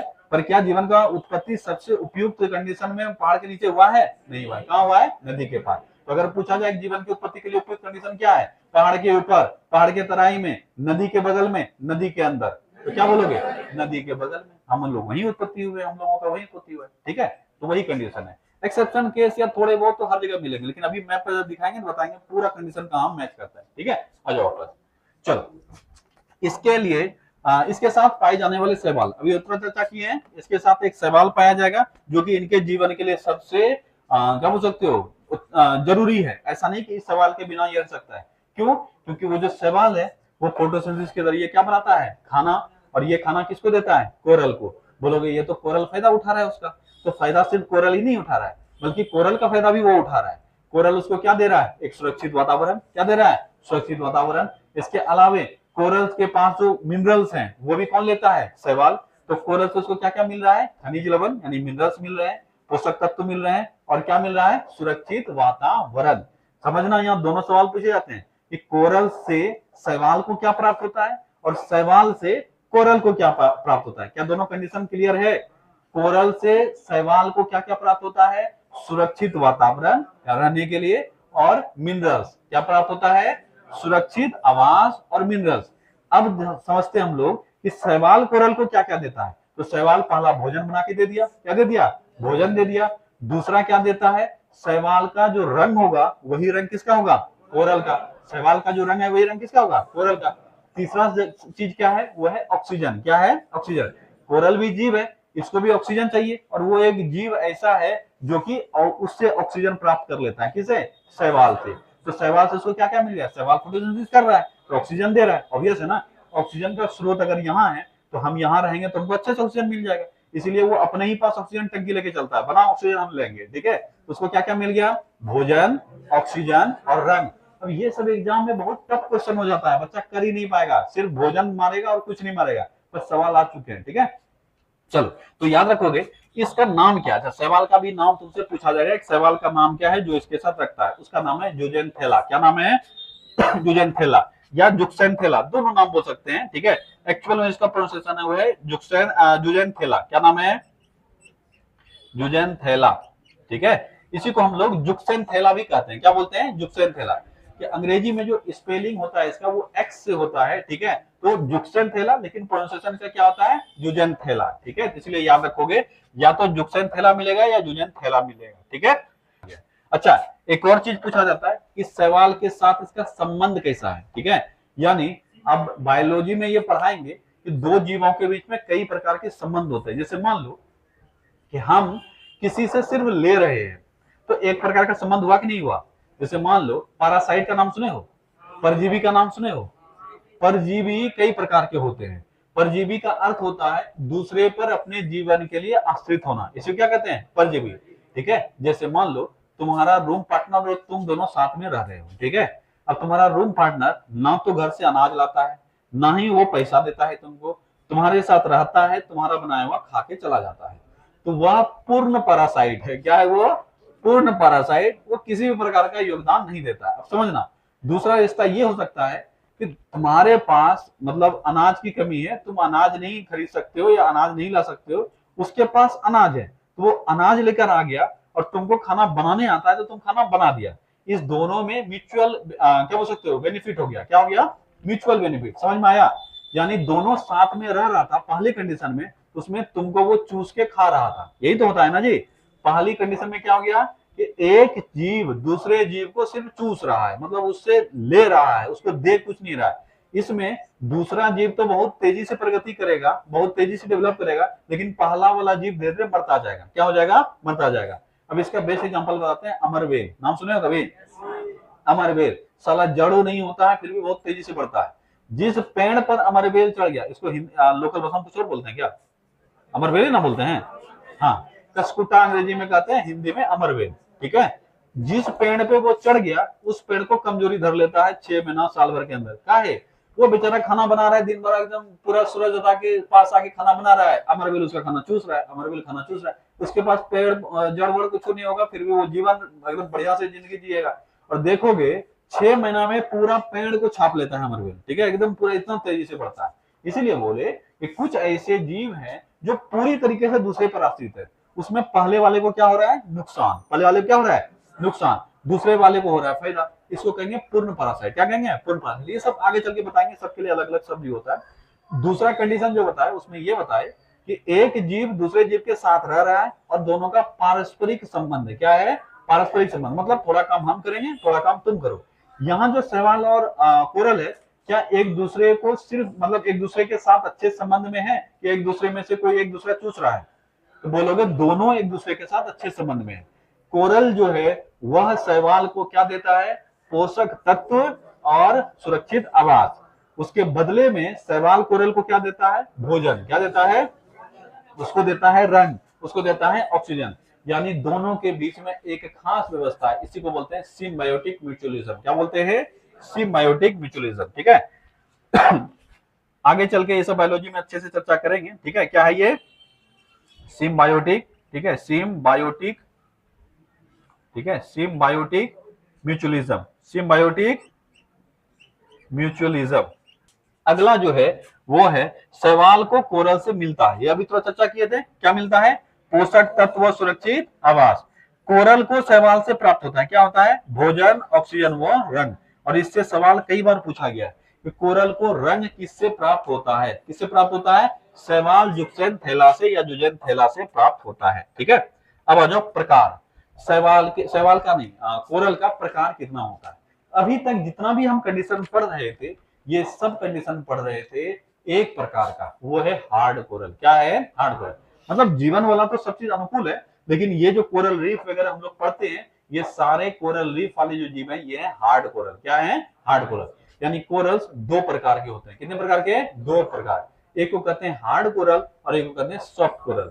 ऑब्वियस है, शब्द से ही लग रहा होगा, हार्ड कोरल वाला ऊपर से हार्ड होगा और सॉफ्ट कोरल वाला सॉफ्ट होगा। क्या एक चीज ऐसा है जो हार्ड बना रहा है और क्या नहीं होगा जो सॉफ्ट हो जाएगा? वो है इसका एक्सोस्केलेटन, जो कि कैल्शियम कार्बोनेट का बना हुआ है। जिसके पास ये है वो क्या होगा? हार्ड। जिसके पास नहीं है वो होगा सॉफ्ट। अगर पूछा जाए इन दोनों में से, हार्ड कोरल और सॉफ्ट कोरल में से कौन बनाएगा कोरल रीफ, तो ऑब्वियस है जिसके पास ये है, यानी हार्ड कोरल कोरल रीफ बनाएगा। हार्ड कोरल क्या करेगा? कोरल रीफ बनाएगा। तो याद रखना प्रकार इसके दो होते हैं, हार्ड कोरल और सॉफ्ट कोरल। हार्ड कोरल ही क्या बनाता है? रीफ बनाता है। सॉफ्ट कोरल रीफ नहीं बनाता है। ये देखोगे तो इसके पास कवरिंग होता तो है, लेकिन वो बहुत कोमल होता है, वो हार्ड नहीं होता है। और ये जो तुमको लहराते हुए नजर आते हैं समुद्र के अंदर पौधों के रूप में, वो एक्चुअल में क्या है? वो है सॉफ्ट कोरल। वो छोटे छोटे क्लस्टर में है, क्योंकि बहुत ज्यादा ऊंचा बना ही नहीं पाएंगे। वो एक दूसरे से अटैच रहेंगे और किसी अन्य सतह पर वो अटैच रहेंगे। जनरली मान लो कोई सूखा हुआ टहनी है या कुछ है अंदर में पड़ा हुआ, या कोई चट्टान है, उसके इर्द गिर्द रहेंगे और धीरे धीरे जमा होकर छोटा सा स्ट्रक्चर बना लेंगे और पौधों के रूप में ऐसे ऐसे तुमको लहराते हुए नजर आएंगे। ये है सॉफ्ट कोरल। ये छोटे छोटे क्लस्टर में जमा होंगे, कभी भी कोई बड़ा द्वीप या कोई बड़ा क्षेत्र नहीं बना पाएगा, क्योंकि जैसे ही थोड़ा लंबा होगा क्या हो जाएगा? वो टूट जाएगा, क्योंकि इसका कवरिंग उतना मजबूत नहीं होता, एकदम बहुत पतला सा कवरिंग होता है। ठीक है। लेकिन हार्ड कोरल के ऊपर एक मजबूत कवरिंग होता है, जो कि एक दूसरे के साथ क्या होता है? जुड़ते जाता है। क्या होता है? जुड़ते जाता है और आगे चल के पूरा एक द्वीप भी ये बना सकता है। तो याद रखोगे कोरल कितने प्रकार के हो गए? दो प्रकार के, हार्ड और सॉफ्ट। ठीक है। अच्छा, इसका एक वर्ड भी है, ठीक है, तुम्हारे नोट्स में ये नहीं होगा टाइप, इसलिए कहीं नोट डाउन कर लेना नीचे, ठीक है। टाइप दो है, हार्ड कोरल और सॉफ्ट कोरल। हार्ड कोरल को क्या कहते हैं? हाँ, हर्मा टाइपिंग, क्या कहेंगे इसको? हर्मा टाइपिंग, ठीक है। अगर पूछा जाए हार्ड कोरल को क्या कहा जाता है, क्या कहा जाता है? हर्मा टाइपिंग, ठीक है, हर्मा टाइपिंग, ठीक है, हर्मा टाइपिंग। और सॉफ्ट कोरल को क्या कहा जाता है? ए हर्मा टाइपिंग, क्या कहा जाता है? ए हर्मा, ठीक है, हर्मा टाइपिंग, ठीक है, ये हर्मा टाइप, ठीक है। तो याद रखना, जो कोरल रीफ जनरली मिलते हैं हमको, वो हर्मा टाइपिक कोरल है या ए हर्मा टाइपिक है? वो हर्मा टाइपिक है। वो क्या है? हर्मा टाइपिक, यानी हार्ड कोरल, ठीक है। थोड़ा सा ये डीप है, बहुत ज्यादा डीप नहीं है, लेकिन हाँ थोड़ा सा डीप है। आज के डेट में ये सब सवाल आ सकते हैं, स्पेशली ग्रेजुएशन लेवल का कोई एग्जाम देखोगे, बीसीएससी हो गया, रेलवे हो गया, ठीक है, ये सब में ये सब क्वेश्चन आ सकते हैं, कोई दिक्कत नहीं है, क्योंकि ये पहले भी पूछा हुआ है कि कोरल रीफ कौन बनाता है, हार्ड कोरल या सॉफ्ट कोरल? कौन बनाता है? Hard coral. इसी को क्या कहते हैं? हर्माफाइटिक। सॉफ्ट कोरल को क्या कहेंगे? ये हर्माफाइटिक, ठीक है। चलो, अगला है परवाल भित्ति। अब आते हैं एक्चुअल में जो शब्द हम लोग सीखे हुए हैं, कोरल रीफ यानी परवाल भित्ति, ठीक है। तो याद रखोगे, निर्माण किससे होता है? कोरल के एक्सोस्केलेटन से, ठीक है। ये जो कवरिंग है, यानी जो कैल्शियम कार्बोनेट का ये कवरिंग है, इसी से ये निर्मित होता है, कोरल रीफ यानी परवाल भित्ति। क्या इसमें सिर्फ यही होता है कि अन्य चीजें भी आ सकती है? ऑब्वियस है, समुद्र में ये कहीं पे जमा हो रहा है, उन क्षेत्रों में जो जीव जंतु मरे होंगे उनका भी जो अवशेष होगा वो भी इसमें आके जमा हो जाएगा, ऑब्वियस है। तो क्या इसमें सिर्फ कोरल्स के एक्सोस्केलेटन मिलते हैं? सर नहीं, इसके अलावे अन्य जीवों के कंकाल भी इसमें हो सकते हैं, पर प्राइमरी कंडीशन वो नहीं है। प्राइमरी रूप से जो ये बना रहा है वो कौन है? कोरल का एक्सोस्केलेटन। लेकिन इसके साथ कुछ अन्य चीजें भी आ जाते हैं, वो क्या है? वो है समुद्री जीवों का कंकाल। क्या मिलेंगे उसके अवशेष? समुद्री जीवों के कंकाल के अवशेष मिल सकते हैं? तो सर हाँ, 100% मिलते हैं, क्योंकि यहाँ जमा हो रहा है, और ये कोई छोटा मोटा मतलब 50 फीट 100 फीट के अंतराल पे नहीं, ये किलोमीटर से जमा होता है। तो इस क्षेत्र में जो समुद्री जीव इसके अंदर रह रहे थे वो मरेगा तो कौन निकालेगा उसको बाहर? नहीं निकालेगा जी, उसी में दबता जाएगा, इसीलिए तो और मजबूत हो जाता है धीरे धीरे, ठीक है। तो याद रखोगे, अन्य जीवों का कंकाल का अवशेष भी इसमें हमको मिलता है, ठीक है। ये अन्य कई समुद्री जीवों के लिए क्या करता है? प्राकृतिक आवास प्रदान करता है। और यहाँ से एक बहुत ही बढ़िया सवाल पूछा जाता है कि बताओ, समुद्र का एवरग्रीन फॉरेस्ट किसको कहा जाता है? समुद्र का एवरग्रीन फॉरेस्ट यानी समुद्र का वर्षावन किसको कहा जाता है? तो कोरल रीफ को किसको कहा जाता है? Coral reef. याद रखोगे, समुद्र का, ठीक है, इसे क्या कहा जाता है? समुद्र का वर्षावन। क्या कहा जाता है? समुद्र का वर्षावन। वर्षावन शब्द सुने हो ना कभी? हमारे यहाँ पे जो प्राकृतिक जीव हैं जितने, उसके लिए सबसे सुरक्षित आवास है वर्षावन, क्योंकि बहुत अधिक पेड़ पौधे वहां उगते हैं, और जैसे बहुत अधिक पेड़ पौधे उगेंगे उस क्षेत्र में मानवीय गतिविधि या अन्य प्रकार की गतिविधि कम हो जाते हैं। जो जीव वहां रह रहे हैं वो उसका प्राकृतिक आवास है, वहां पे बहुत अच्छे से डेवलप करता है। काफी सारी प्रजातियां हमको देखने को मिलेगा, क्योंकि हम वहां जाएंगे नहीं, हम उसको छेड़ेंगे नहीं, बाहर से कोई लोग आएगा नहीं, तो उसका अपना जो स्पीसीज है वो धीरे धीरे क्या होगा? और फैलता जाएगा। इसीलिए कहा जाता है वर्षावन पृथ्वी पर जो जीव रह रहे हैं उनके लिए सबसे सुरक्षित क्या है? आवास है, सबसे सुरक्षित आवास है, उनके स्पीसीज भी सबसे अधिक वहीं मिलते हैं, ठीक है। तो याद रखना, समुद्र में अगर पूछा जाए कि समुद्र का वर्षावन, क्योंकि बहुत अधिक स्पीसीज का ये आवास है, इसीलिए समुद्र का वर्षावन किसको कहा जाता है? कोरल रीफ्स को। ये भी सवाल कई बार एग्जाम में पूछे गए कि समुद्र का वर्षावन किसको कहते हैं? Coral reef. अब ये जब सवाल आएगा, जो बच्चा नहीं पढ़ा है उसको कोई आइडिया ही नहीं चलेगा कोरल रीफ क्यों होगा आंसर। तो याद रखना, कोरल रीफ अन्य कई जीवों का आवास है, इस वजह से इसको क्या कहा जाता है? समुद्र का वर्षावन, ठीक है। परवाल भित्ति का वितरण, अभी तुरंत जिसको हम चर्चा कर रहे थे, परवाल भित्ति कहाँ कहाँ है ज्यादातर, उसका चर्चा कर रहे थे। अधिकांशतः उष्ण कटिबंधीय क्षेत्र में मिलेगा, और उष्ण कटिबंधीय क्षेत्र हम बताए हुए हैं कहां से कहां तक है? दोनों गोलार्धों में 30 डिग्री नॉर्थ से लेकर 30 डिग्री साउथ, ठीक है। अब जो ताजा ताजा कहीं पड़े हो वो बोलोगे सर उष्ण कटिबंधीय क्षेत्र तो 23.5 डिग्री नॉर्थ से लेकर 23.5 डिग्री साउथ होता है। बोले हैं ये ठीक है, यही सही है, ठीक है, 23.5 डिग्री नॉर्थ से लेकर 23.5 डिग्री साउथ। पर ये उष्ण कटिबंधीय क्षेत्र का एक्सट्रीम पोजीशन नहीं है, ये सामान्यतः, ये जब शुरुआत में पढ़ोगे तो यही पढ़ते हैं, पर समान कंडीशन में ये कितना है? 30 डिग्री नॉर्थ से लेकर 30 डिग्री साउथ। अगर 23.5 से 23.5 डिग्री नॉर्थ से 23.5 डिग्री साउथ लिया है तो भी ठीक है, कोई दिक्कत नहीं है, यही पढ़ना भी है। लेकिन इसका एक्चुअल जो विड्थ है वो क्या है? 30 डिग्री नॉर्थ से लेकर 30 डिग्री साउथ। उष्ण कटिबंधीय क्षेत्र किसको कहते हैं? भूमध्य रेखा के दोनों साइड में वह क्षेत्र जहां पर सूर्य की रोशनी जो है वो साल में कभी ना कभी सीधी पड़ती है, मतलब उसका रोशनी देखोगे तो इस तरह से एकदम सीधी में आएगा। और सूर्य जो है कहां से कहां तक चलती है, कर्क रेखा से मकर रेखा तक। कर्क रेखा से चलता है, चलती नहीं। सूर्य जो है वह कर्क रेखा से मकर रेखा के बीच में गमन करता है। हमको ऐसा लगता है कि सूर्य यहाँ वहां कर रहा है, लेकिन एक्चुअली में पृथ्वी का ही गति है। ये यहाँ से यहाँ तक आते आते फिर पृथ्वी का गति बदलने लगता है, जिसके कारण से वापस यहाँ आते हुए दिखता है। तो 23.5 डिग्री नॉर्थ से लेकर कहां तक, 23.5 डिग्री साउथ तक, इसी के बीच में सूर्य का गमन होता है। इसलिए इन क्षेत्रों में सूर्य की सीधी रोशनी पड़ती है, इसके बाद तिरछी होने लगती है। लेकिन अचानक से थोड़ी ना तिरछा होकर एकदम पूरा गर्मी कम कर देगा। इसीलिए उष्णकटिबंधीय क्षेत्र का जो रेंज लिया जाता है पढ़ाई के लिए या एक्सप्लोरेशन के लिए, वो लिया जाता है 30 डिग्री से लेकर 30 डिग्री। एग्जाम में, किताब में कई जगह पे ये तुमको मिलेगा, जहां पे वो उसको स्पेसिफिक नहीं जानना है कि बताओ 23.5 से 23.5 है कि नहीं। वो तो हो गया पढ़ने के लिए बेसिक स्तर, पर नॉर्मल रेंज क्या होता है इसका, 30 डिग्री नॉर्थ से लेकर 30 डिग्री साउथ। तो याद रखोगे उष्णकटिबंधीय क्षेत्र में मिलेगा, समुद्र में मिलेगा। और ये अगर अक्षांशों में पूछा जाए कहां से कहां तक, 30 डिग्री नॉर्थ से लेकर 30 डिग्री साउथ। ठीक है। अच्छा, समुद्रों के किस तरफ, पूर्वी महाद्वीपीय मग्न तटीय क्षेत्र में। ऑब्वियस है, गहरी समुद्र में तो मिलेगा नहीं। महाद्वीपीय मग्न तट बताए थे, ये अधिकतम गहराई से कितनी हो सकती है, 200 मीटर। अधिकतम गहराई 200 मीटर। तो इसी 200 मीटर वाला अधिकतम गहरा जो क्षेत्र है, उसी में लगभग 50-60 मीटर के आसपास ये हमको मिलेगा। डीप समुद्र में ये हमको नहीं मिलेगा। ठीक है। अगर पूछा जाए सर्वाधिक कहाँ है, किस महासागर में, तो प्रशांत महासागर में। पढ़ाए ना ये।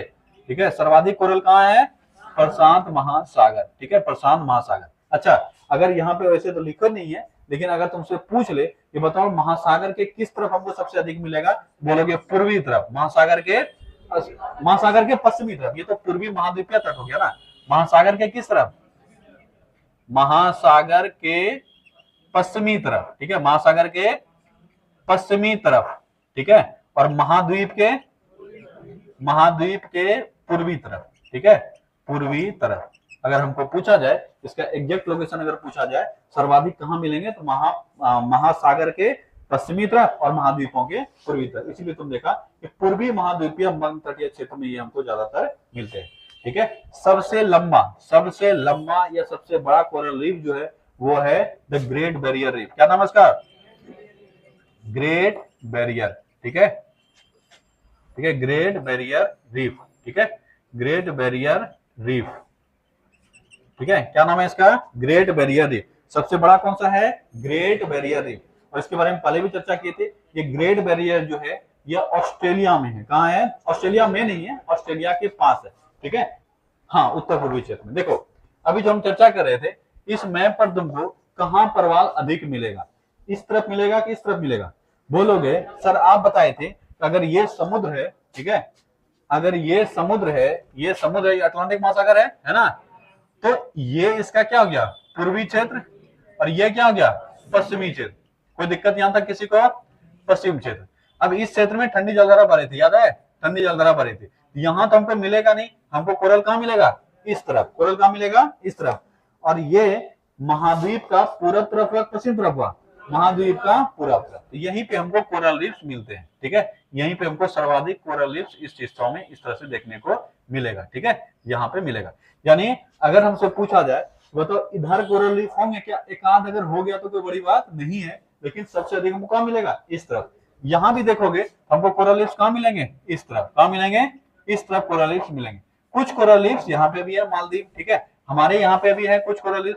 उसके बाद दुनिया में जो सबसे अधिक कोरल रीफ है वो है इस हिस्सों में। सबसे अधिक कहाँ है, ये जो पूरा क्षेत्र दिख रहा है, दुनिया में सबसे अधिक कोरल रीफ यही है। कहा जाता है दुनिया में जितने भी कोरल रीफ्स हैं उसका 1/3 हिस्सा सिर्फ इन्हीं 3 क्षेत्रों में, फिलीपींस, इंडोनेशिया और ऑस्ट्रेलिया के।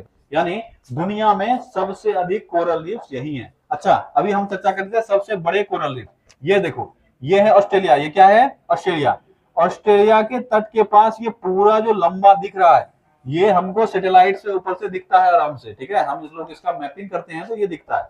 ये ऑस्ट्रेलिया के तट के पास ये पूरा यहां से लेकर यहां तक, इसी का नाम है ग्रेट बैरियर रीफ। क्या नाम है, ग्रेट बैरियर रीफ। क्या नाम है इसका, ग्रेट बैरियर रीफ।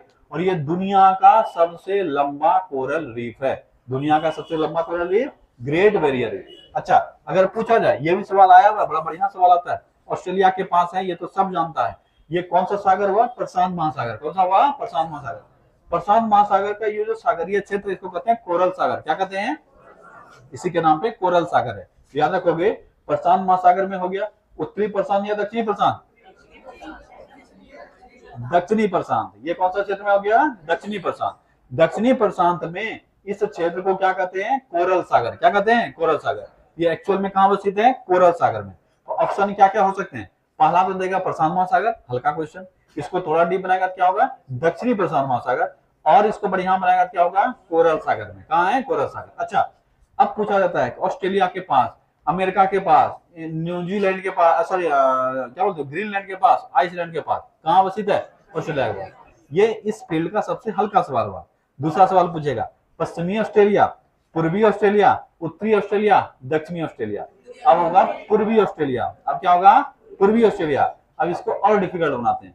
पूर्वी ऑस्ट्रेलिया, उत्तर पूर्वी ऑस्ट्रेलिया, उत्तरी ऑस्ट्रेलिया, दक्षिणी ऑस्ट्रेलिया। तो आंसर क्या हो जाएगा? उत्तर पूर्वी। देखो, ये है ऑस्ट्रेलिया, और ये हम नहीं बनाए हैं, ये सवाल ऑलरेडी आ चुके हैं। ठीक है, अब उत्तरी कैसे बोल दिया? उत्तर इसको बोलेंगे क्या? यहाँ अवस्थित है? नहीं है। तो अगर ये उत्तर पूर्वी नहीं है तो पूरा ऐसा क्या हो गया? पूर्वी। क्या हो गया? पूर्वी। ये सब आता है कि नहीं आता है? यहां से यहां तक के क्षेत्र को हम पूर्वी बोलेंगे। क्या बोलेंगे? पूर्वी। लेकिन एक्चुअल में जब 4 भागों में बांटते हैं तभी वो पूरा हुआ। जब 8 भागों में बांटेंगे, इस हिस्सा को बोलेंगे पूर्वी। क्या बोलेंगे? पूर्वी। इस हिस्सा को क्या बोलेंगे? दक्षिणी। इसको क्या बोलेंगे? पश्चिमी। इसको क्या बोलेंगे? उत्तरी। इस वाले क्षेत्र को बोलेंगे उत्तर पश्चिम। इसको क्या बोलेंगे? उत्तर पूर्व। इसको बोलेंगे दक्षिण पूर्व, और इसको दक्षिण पश्चिम। अब 8 भागों में बांटे हैं कि 4 भागों में बांटे, ये तय करना होगा। अगर 4 भागों में बांटे हैं तो ये पूरे को क्या कहेंगे? पूरब। इस पूरे को क्या कहेंगे? पश्चिम। इसको क्या कहेंगे? उत्तर। इसको कहेंगे दक्षिण। इसलिए हम अलग अलग क्वेश्चन बताए। ऑस्ट्रेलिया के पास है ये, ठीक है, पहला सवाल हो गया।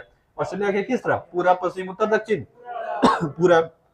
अब 8 भागों में बांटे, ऑस्ट्रेलिया के पूर्वी तट के पास, ऑस्ट्रेलिया के उत्तर पूर्वी तट के पास, ऑस्ट्रेलिया के दक्षिण पूर्वी तट के पास, ऑस्ट्रेलिया के उत्तर में। तो किधर होगा? उत्तर पूर्वी तट। उत्तर पूर्वी तट। और ऑस्ट्रेलिया का जो इस जगह जो ऑस्ट्रेलिया का जो राज्य है उसका नाम है क्वींसलैंड। क्या नाम है उसका? है नोट्स में नहीं है? देखो तो, है ना, क्वींसलैंड। ठीक है, तो याद रखोगे, नहीं होता तो लिखवा देते। इस जगह जो राज्य है उसका नाम, दोनों पर एक एक कलर उठा लीजिए जी। ठीक है, इस जगह जो राज्य है उसका नाम क्या है? क्वींसलैंड। ये जो राज्य है इसका नाम है क्वींसलैंड। ठीक है, ये भी तुमको याद रखना है कि बताओ ऑस्ट्रेलिया के किस राज्य के पास है या किस प्रांत के पास है? किसके पास है? क्वींसलैंड। तो पूरा चीज हम लोग याद रखेंगे। ऑस्ट्रेलिया के क्वींसलैंड प्रांत के पास है, उत्तर पूर्वी साइड में। अच्छा, क्या ये ऑस्ट्रेलिया से सटा हुआ है? कौन सा? नहीं, ऑस्ट्रेलिया के तट से थोड़ा दूर है। अभी कैसे दूर है वो आएंगे, अभी टाइप जब बताएंगे तो वहां समझ में आ जाएगा कि ये दूर ही होगा। ठीक है, क्या समझ में आ गया? दुनिया का सबसे बड़ा कोरल द्वीप कहाँ है? ऑस्ट्रेलिया के पास, प्रशांत महासागर में दक्षिणी हिस्सों में, कोरल सागर में। ऑस्ट्रेलिया के पास किस हिस्से में? ऑस्ट्रेलिया के उत्तर पूर्वी हिस्सों में, क्वींसलैंड के तट से पैरेलल में। ठीक है, क्या ये पूरा कॉन्सेप्ट याद हो गया? अब पूछा जाए कि महासागरों के किस तरफ हमको अधिक मिलेगा कोरल? महासागरों के पश्चिमी तरफ। महासागरों के पश्चिमी तरफ। महासागरों के पश्चिमी तरफ। महासागरों के पश्चिमी तरफ। ये पूरा हिस्सा पश्चिमी तरफ ही है। दुनिया में सर्वाधिक कोरल कहाँ पाए जाते हैं?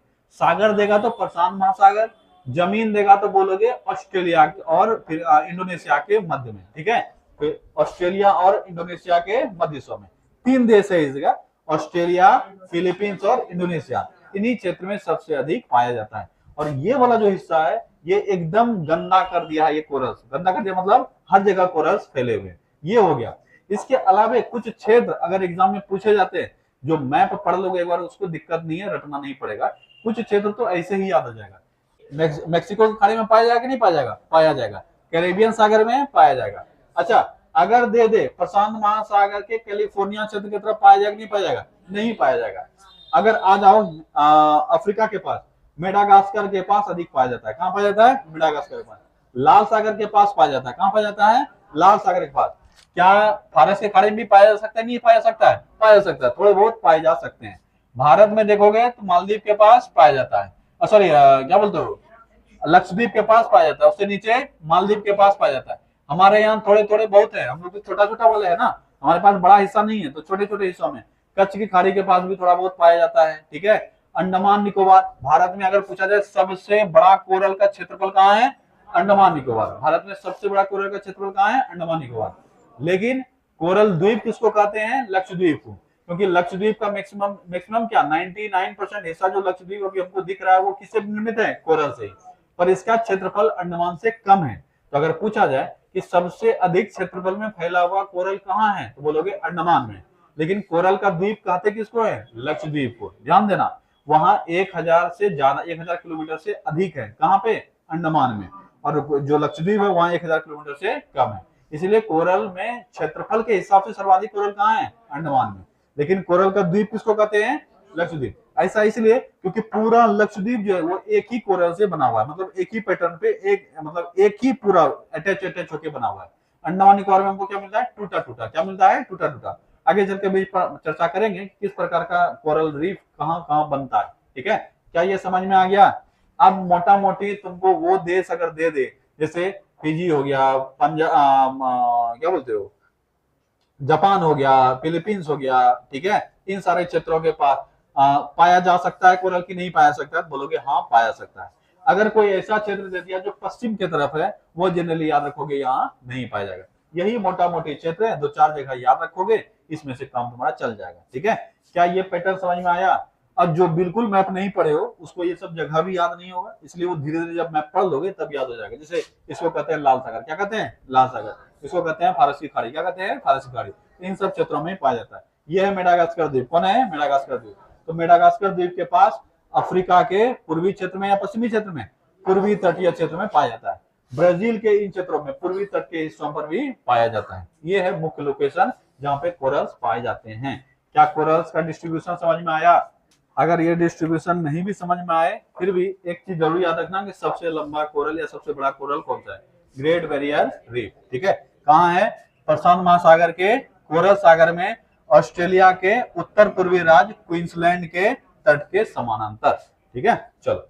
अच्छा, इसकी लंबाई चौड़ाई बहुत इंपॉर्टेंट नहीं है, लेकिन एग्जाम में पूछे हुए कई बार पूछ लेता है। फिलहाल इतना भी याद रखोगे तो चल जाएगा। लंबाई जो है वो लगभग 2000 किलोमीटर के आसपास, कितना है, 1900 किलोमीटर, कितना है, 1900 किलोमीटर। ठीक है, लंबाई कितना है, 1900 किलोमीटर, और चौड़ाई कितना है, लगभग 60 से लेकर 250 किलोमीटर। अब ये कहीं पतला है कहीं मोटा है, तो उन्हें एवरेज 60 से लेकर 250 किलोमीटर के आसपास की चौड़ाई मिलती है। लंबाई कितना है, लगभग 1900 किलोमीटर के आसपास, यानी 2000 मोटा मोटी याद रखोगे उतना किलोमीटर के आसपास इसकी लंबाई है। ठीक है, अगर पूछा जाए कि सर्वाधिक कोरल्स कहाँ पाए जाते हैं, ऑस्ट्रेलिया, इंडोनेशिया व फिलीपींस में पाया जाता है। लगभग दुनिया का कितना, 1/3, ठीक है, 1/3 कोरल्स यहीं पाए जाते हैं। ठीक है, अब अन्य प्रमुख स्थल अभी तुरंत बता दिए। क्या कैरेबियन सागर में पाया जाएगा, हाँ, मेक्सिको की खाड़ी में, हाँ, लाल सागर में, हाँ, फारस की खाड़ी में, हाँ, अफ्रीका के पूर्वी तट, हाँ, मेडागास्कर के पास, हाँ, पाया जाएगा, मालदीव में, हाँ, पूर्वी ब्राजील पाया जाएगा, जापान, फिजी, चीन सागर, इन सब में पाया जाएगा। अब बहुत बच्चों को ये लग रहा होगा जो बिल्कुल नहीं हाथ पड़ा है, उसको लग रहा होगा क्या ये सब रटना है, बिल्कुल नहीं रटना है। ठीक है, रटना सिर्फ इस तीनों को है और इसको है, बस बाकी किसी को नहीं रटना। मैप जब पढ़ लोगे तो खुद से ये करने में सक्षम होगे। रटना हमको क्या है, ये वाला कि महासागर के किस तरफ, महासागर के पश्चिम तरफ, और महाद्वीपों के किस तरफ, पूर्वी तरफ, बस इतना याद रखना। ये सब अपने आप जहन में उतर जाएगा जब एक बार मैप पढ़ लोगे तब। ठीक है, चलो, भारत में कहाँ पाया जाता है, अंडमान व निकोबार में व लक्षद्वीप में। सर्वाधिक अगर पूछा जाए, ठीक है, सर्वाधिक अंडमान निकोबार में, और एकल श्रृंखला सर्वाधिक, एकल श्रृंखला, ठीक है, एकल श्रृंखला सबसे बड़ा, ठीक है, सबसे, ठीक है, सबसे बड़ा कहाँ है, लक्षद्वीप में। अच्छा, इसको इसी को कहते हैं, क्या कहते हैं इसको, कोरल द्वीप। इसी को क्या कहा जाता है, कोरल द्वीप। ठीक है, तो अगर पूछा जाए इसको क्या कहते हैं, कोरल द्वीप। ठीक है, कोरल द्वीप। अगर पूछा जाए कि भारत में किसको कोरल द्वीप कहा जाता है, किसको कहा जाता है, लक्षद्वीप को कोरल द्वीप कहा जाता है। ये अच्छे से याद रखना। ठीक है, अगर पूछा जाए सबसे अधिक, सर्वाधिक क्षेत्रफल, सर्वाधिक क्षेत्रफल कहाँ है, अंडमान निकोबार में। ये बहुत बच्चा गलती करता है जो डायरेक्ट क्वेश्चन आंसर याद करता है, उसको ये गलती होता है, क्योंकि उसको पता है कि कोरल द्वीप, यही क्वेश्चन पढ़ा होता है, कोरल द्वीप किसको कहते हैं, लक्षद्वीप। तो सबसे अधिक क्षेत्रफल भी कहाँ होना चाहिए, लक्षद्वीप। पर याद रखना क्षेत्रफल सबसे अधिक कहाँ है, अंडमान निकोबार में, 1000 किलोमीटर से अधिक। और लक्षद्वीप जो है यहाँ क्षेत्रफल इसका कम है पर लंबाई इसका एकल श्रृंखला काफी लंबा है। ये पूरा ऐसे करके बना हुआ है, अभी आएंगे एग्जांपल में तब बताएंगे, मतलब टाइप पे तब बताएंगे। लक्षद्वीप जो है वो पूरा गोलाकार, कभी फोटो निकाल के देखना, ऐसा रिंग जैसा नजर आएगा। कैसा? रिंग जैसा। वो एक खास प्रकार का कोरल है। कोरल के प्रकार पे भी आएंगे तब तुमको यहाँ इससे वापस जाएंगे अंडमान निकोबार और लक्षद्वीप पर। कोरल के यानी रीफ के कितने प्रकार है? कोरल का प्रकार नहीं, कोरल तो ये जीव था, ठीक है। अब हम लोग रीफ का चर्चा कर रहे हैं, यानी वो जो स्ट्रक्चर बना हुआ है उसका चर्चा कर रहे हैं। तो रीफ के कितने प्रकार हैं? 3। बैरियर रीफ, फ्रिंजिंग रीफ और एटॉल रीफ। कितने प्रकार हैं? 3। कौन कौन सा? बैरियर रीफ, फ्रिंजिंग रीफ और एटॉल रीफ। ये याद रखोगे, इससे सवाल आजकल बनते हैं, ठीक है। अब इसमें तीनों प्रकार को अच्छे से याद रखना, समझ लेना, कोई दिक्कत नहीं होगा, याद हो जाएगा। अगर पूछा जाए तो बताओ सबसे सामान्य प्रकार कौन सा है? ये है फ्रिंजिंग रीफ। कौन सा है? Fringing reef. ये सबसे सामान्य प्रकार है। क्या है ये? सबसे सामान्य प्रकार। सामान्य प्रकार करने का मतलब हुआ कहीं पे भी कोरस अगर पैदा हो रहे हैं, ऑब्वियस है। कजली लगते हुए कभी देखे हो? लगते हुए तो नहीं देखा होगा, लेकिन किसी क्षेत्र में लगा हुआ देखा होगा, देखे हो ना। तो क्या कजली पूरे एरिया में हिस्से में एक ही साथ लग जाता है? तो आंसर है नहीं, थोड़ा थोड़ा देखोगे पैच में लगेगा, लगेगा ना। इसी तरह से कोरल जब शुरुआत में बनना शुरू हुआ होगा वो पैच में बनना शुरू हुआ होगा। तो कहां बना है, कैसे बना है, ये याद रखोगे।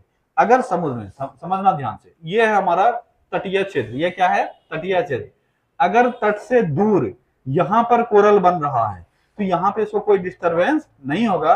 ये समय के साथ बनेगा बनेगा बनेगा बनेगा और एक समय ऐसा आएगा जब ये लंबा ऊपर से हमको द्वीपीय या दीवार के जैसा दिखने लगेगा। इसको कहेंगे बैरियर। क्या कहेंगे इसको? बैरियर। यानी इस तट के लिए बाहर से ये क्या निर्मित कर दिया? बैरियर। क्या निर्मित कर दिया? बैरियर। इसीलिए इसको कहते हैं बैरियर रीफ। क्या कहते हैं इसको? हमेशा ये तट से कुछ दूरी पर होगा और ये तट के समानांतर बढ़ेगा। कुछ समझ में आया? अगर तट से कुछ दूरी पर पैदा हुआ है कोरल और ये रीफ बनाया है, इसको कहेंगे बैरियर। क्या कहेंगे? बैरियर। अब रिकॉल करें ऑस्ट्रेलिया वाला। क्या ऑस्ट्रेलिया के तट से दूर बना हुआ है और एक लंबा बैरियर के रूप में, इसलिए उसका क्या नाम है? The great barrier. क्या नाम है? The great barrier. समझ में आ गया? ये बैरियर तो है वो, लेकिन बहुत बड़ा है, इसलिए ग्रेट बैरियर। अब दूसरा है कि तट के पास पैदा होगा। क्या होगा? तट के पास। और ये बहुत बड़ा पैदा नहीं हो पाएगा, छोटा छोटा। क्या? तट से थोड़ा सा दूर। मतलब अगर ये तट है, ठीक है, अगर ये तट है, ठीक है, ये तट है, ये तट वाला हिस्सा है, ये अगर तट वाला हिस्सा है, यहां पे भी बनाते हैं, ये तट वाला हिस्सा है, ठीक है, ये तट वाला हिस्सा है।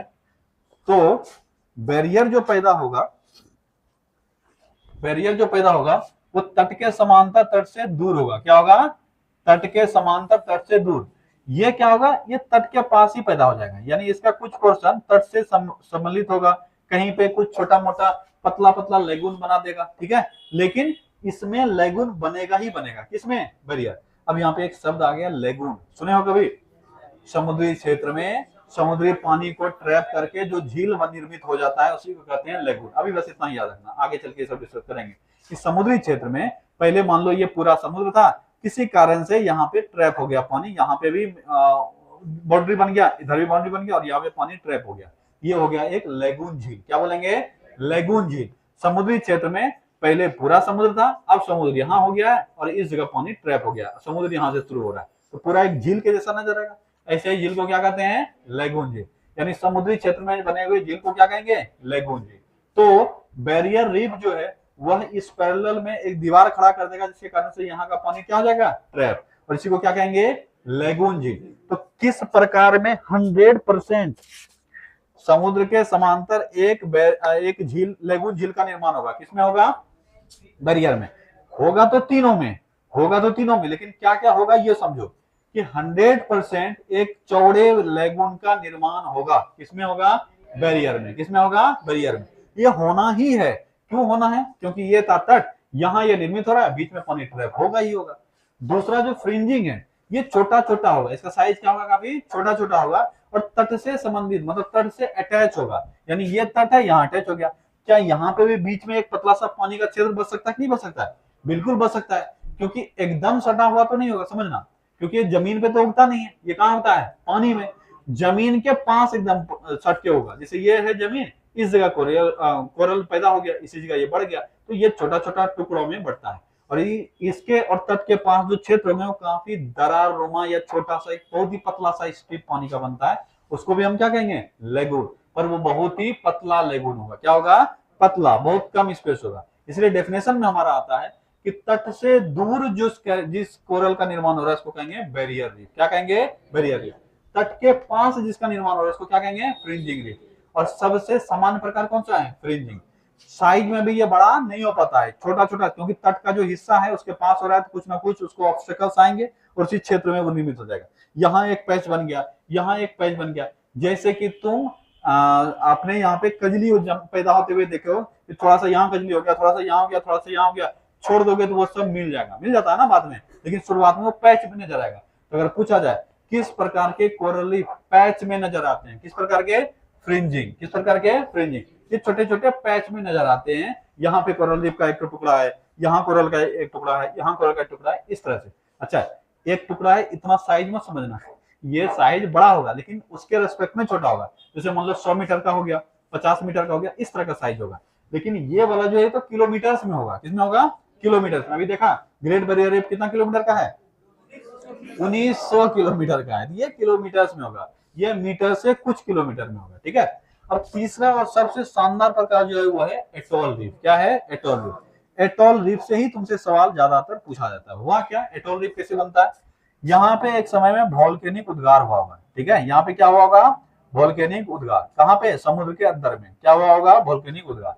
लेकिन समय के साथ ये वोल्केनो जो था वो हो गया एक्सटिंक्ट। क्या हो गया है, एक्सटिंक्ट, मतलब अब इसमें उद्गार वगैरह नहीं हो रहा है।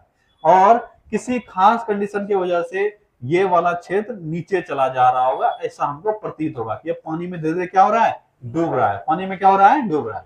अब अगर इसके इर्द गिर्द शैवाल पैदा हो गया, तो इसके इर्द गिर्द शैवाल अगर पैदा हो गया, तो शैवाल बोलते हैं कोरल अगर पैदा हो गया, ये जो रीफ बनाएगा वो दूर से देखने पर, ये तो हम साइड से लिए ना फोटो, ऊपर से तुम देखोगे तो ये वाला क्षेत्र था पूरा वोल्केनिक क्षेत्र, वोल्केनिक द्वीप, और इसके इर्द गिर्द ये जम गया है पूरा। कौन जम गया है, कोरल रीफ। कौन जम गया है, कोरल रीफ। तो दूर से जब हम फोटो लेते हैं इसका, ये हमको एक रिंग जैसा नजर आता है। कैसा आता है, रिंग जैसा नजर, यानी ऐसा करके नजर आएगा। और कभी अपने लक्षद्वीप का फोटो तुम देखना, कभी लक्षद्वीप का फोटो देखना, इसी प्रकार से लक्षद्वीप का फोटो दिखेगा, ठीक है। निकाल के कभी देखना लक्षद्वीप का फोटो, लक्षद्वीप का फोटो कैसा नजर आएगा, ऐसा लगेगा, ऐसा करके। इसमें होता क्या है, किसी भी वोल्केनिक द्वीप के इर्द गिर्द जो कोरल्स हैं वो जमने लगते हैं, कोरल रीफ का निर्माण करने लगता है, और धीरे धीरे रीफ ऊपर आने लगता है, और ये जो वोल्केनिक द्वीप है ये क्या होने लगता है, नीचे जाने लगता है। जिसके वजह से भविष्य में अगर लैगून बनेगा तो कहां बनेगा, इसके बीच में, यहां सब कहां बनता है, साइड में। तो अगर पूछा जाए किस प्रकार के कोरल रीफ एक रिंग नुमा स्ट्रक्चर में जमते हैं, कहां पर जमता है, एटोल में। कहां जमता है, एटोल। और इसका बेस्ट एग्जांपल है भारत का लक्षद्वीप, भारत का लक्षद्वीप। तो याद रखोगे, अगर तुमसे पूछा जाए कि लक्षद्वीप किस प्रकार का है तो बोलोगे एटोल। किस प्रकार का है, एटोल। किस प्रकार का है, एटोल कोरल रीफ है वो। कैसा रीफ है, एटोल कोरल रीफ, ठीक है। क्या तीनों प्रकार समझ में आया। अगर तट के समानांतर लेकिन थोड़े दूरी पर अगर कोरल रीफ बन रहा है इसको कहेंगे बैरियर।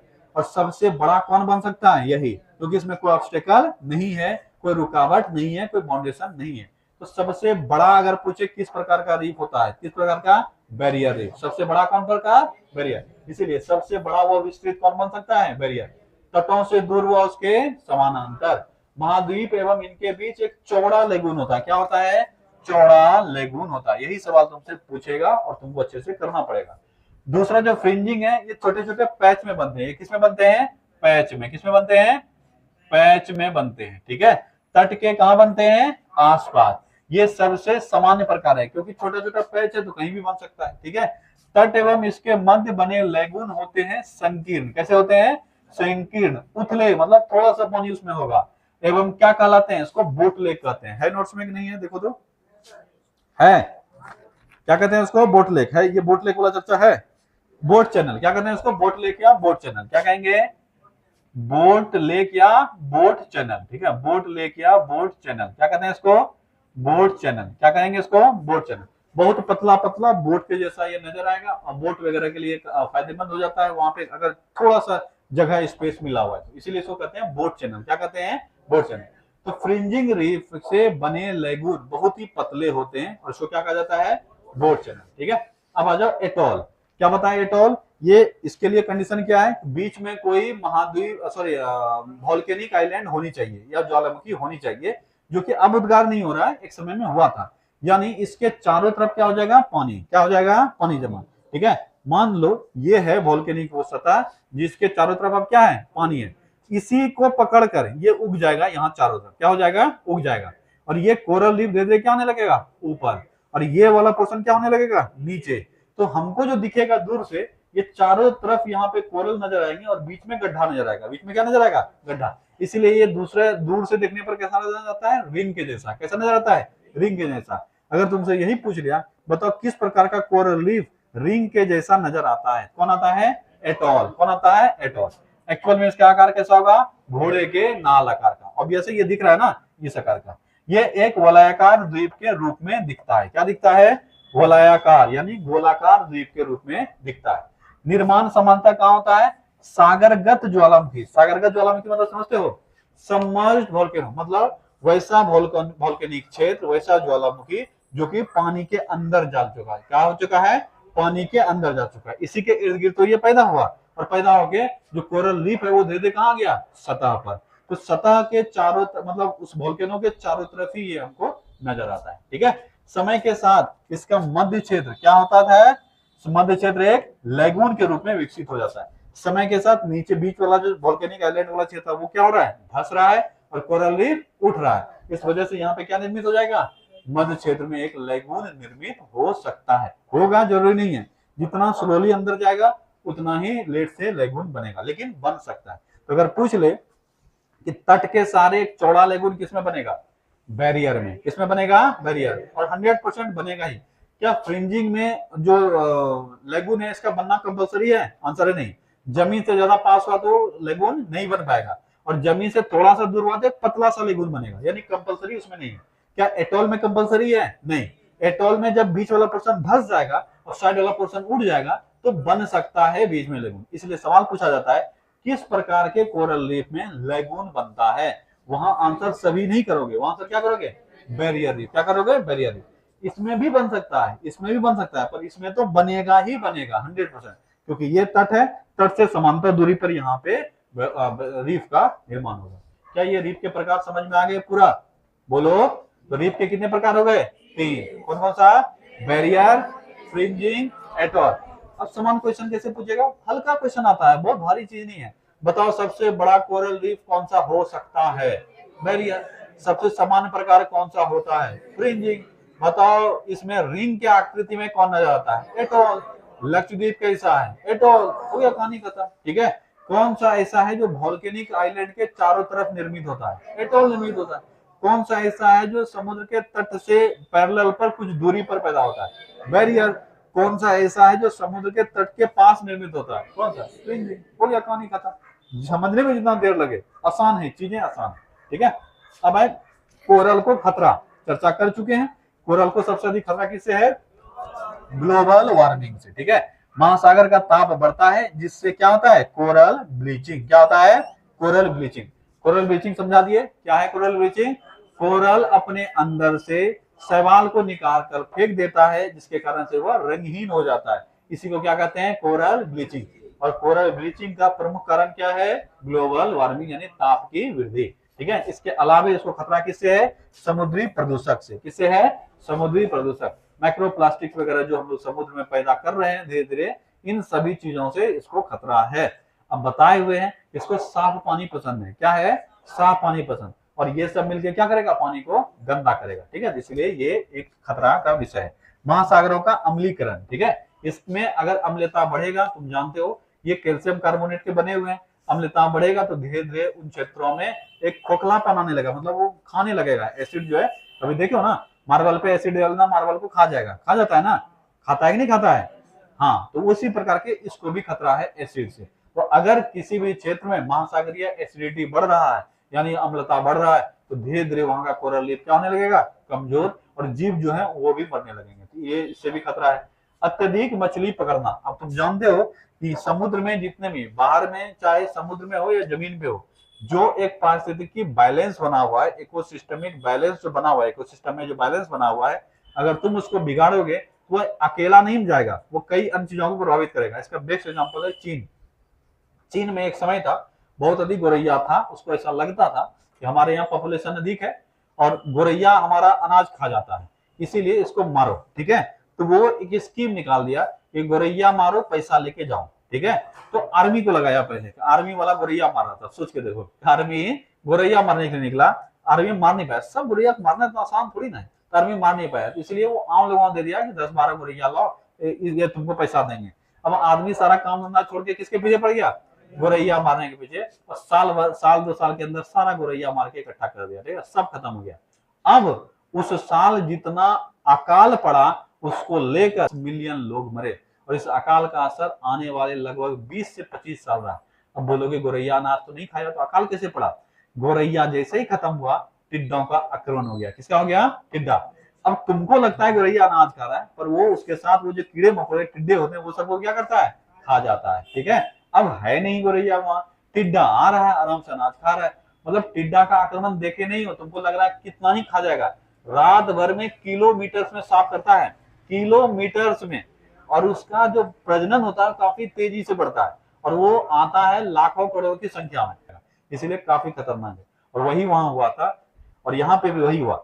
अगर अत्यधिक मछली हम पकड़ेंगे, ये समुद्री वातावरण को प्रभावित करेगा, और अल्टीमेटली ये किसको प्रभावित करेगा? ये कोरल्स को भी प्रभावित करेगा। इसीलिए सब एक दूसरे से इंटररिलेटेड रहता है। लेकिन सबसे बड़ा कारक जो है इसके प्रभाव का, वो क्या है? इसको खतरा है, वो किससे है? ग्लोबल वार्मिंग से, क्योंकि इसी से कोरल ब्लीचिंग जो है वो बढ़ता है। क्या कोरल के बारे में अधिकांश चीजें समझ में आ गई? अब इससे रिलेटेड कुछ सिद्धांत, ठीक है, बहुत अधिक दिमाग नहीं लगाना, बस एक बार पढ़ लेना, ठीक है। प्रवाल भित्ति के निर्माण से कुछ सिद्धांत है, ठीक है। पहला सिद्धांत है भू अवतलन सिद्धांत। कौन सा सिद्धांत है? भू अवतलन सिद्धांत। किसने दिया है? डार्विन ने।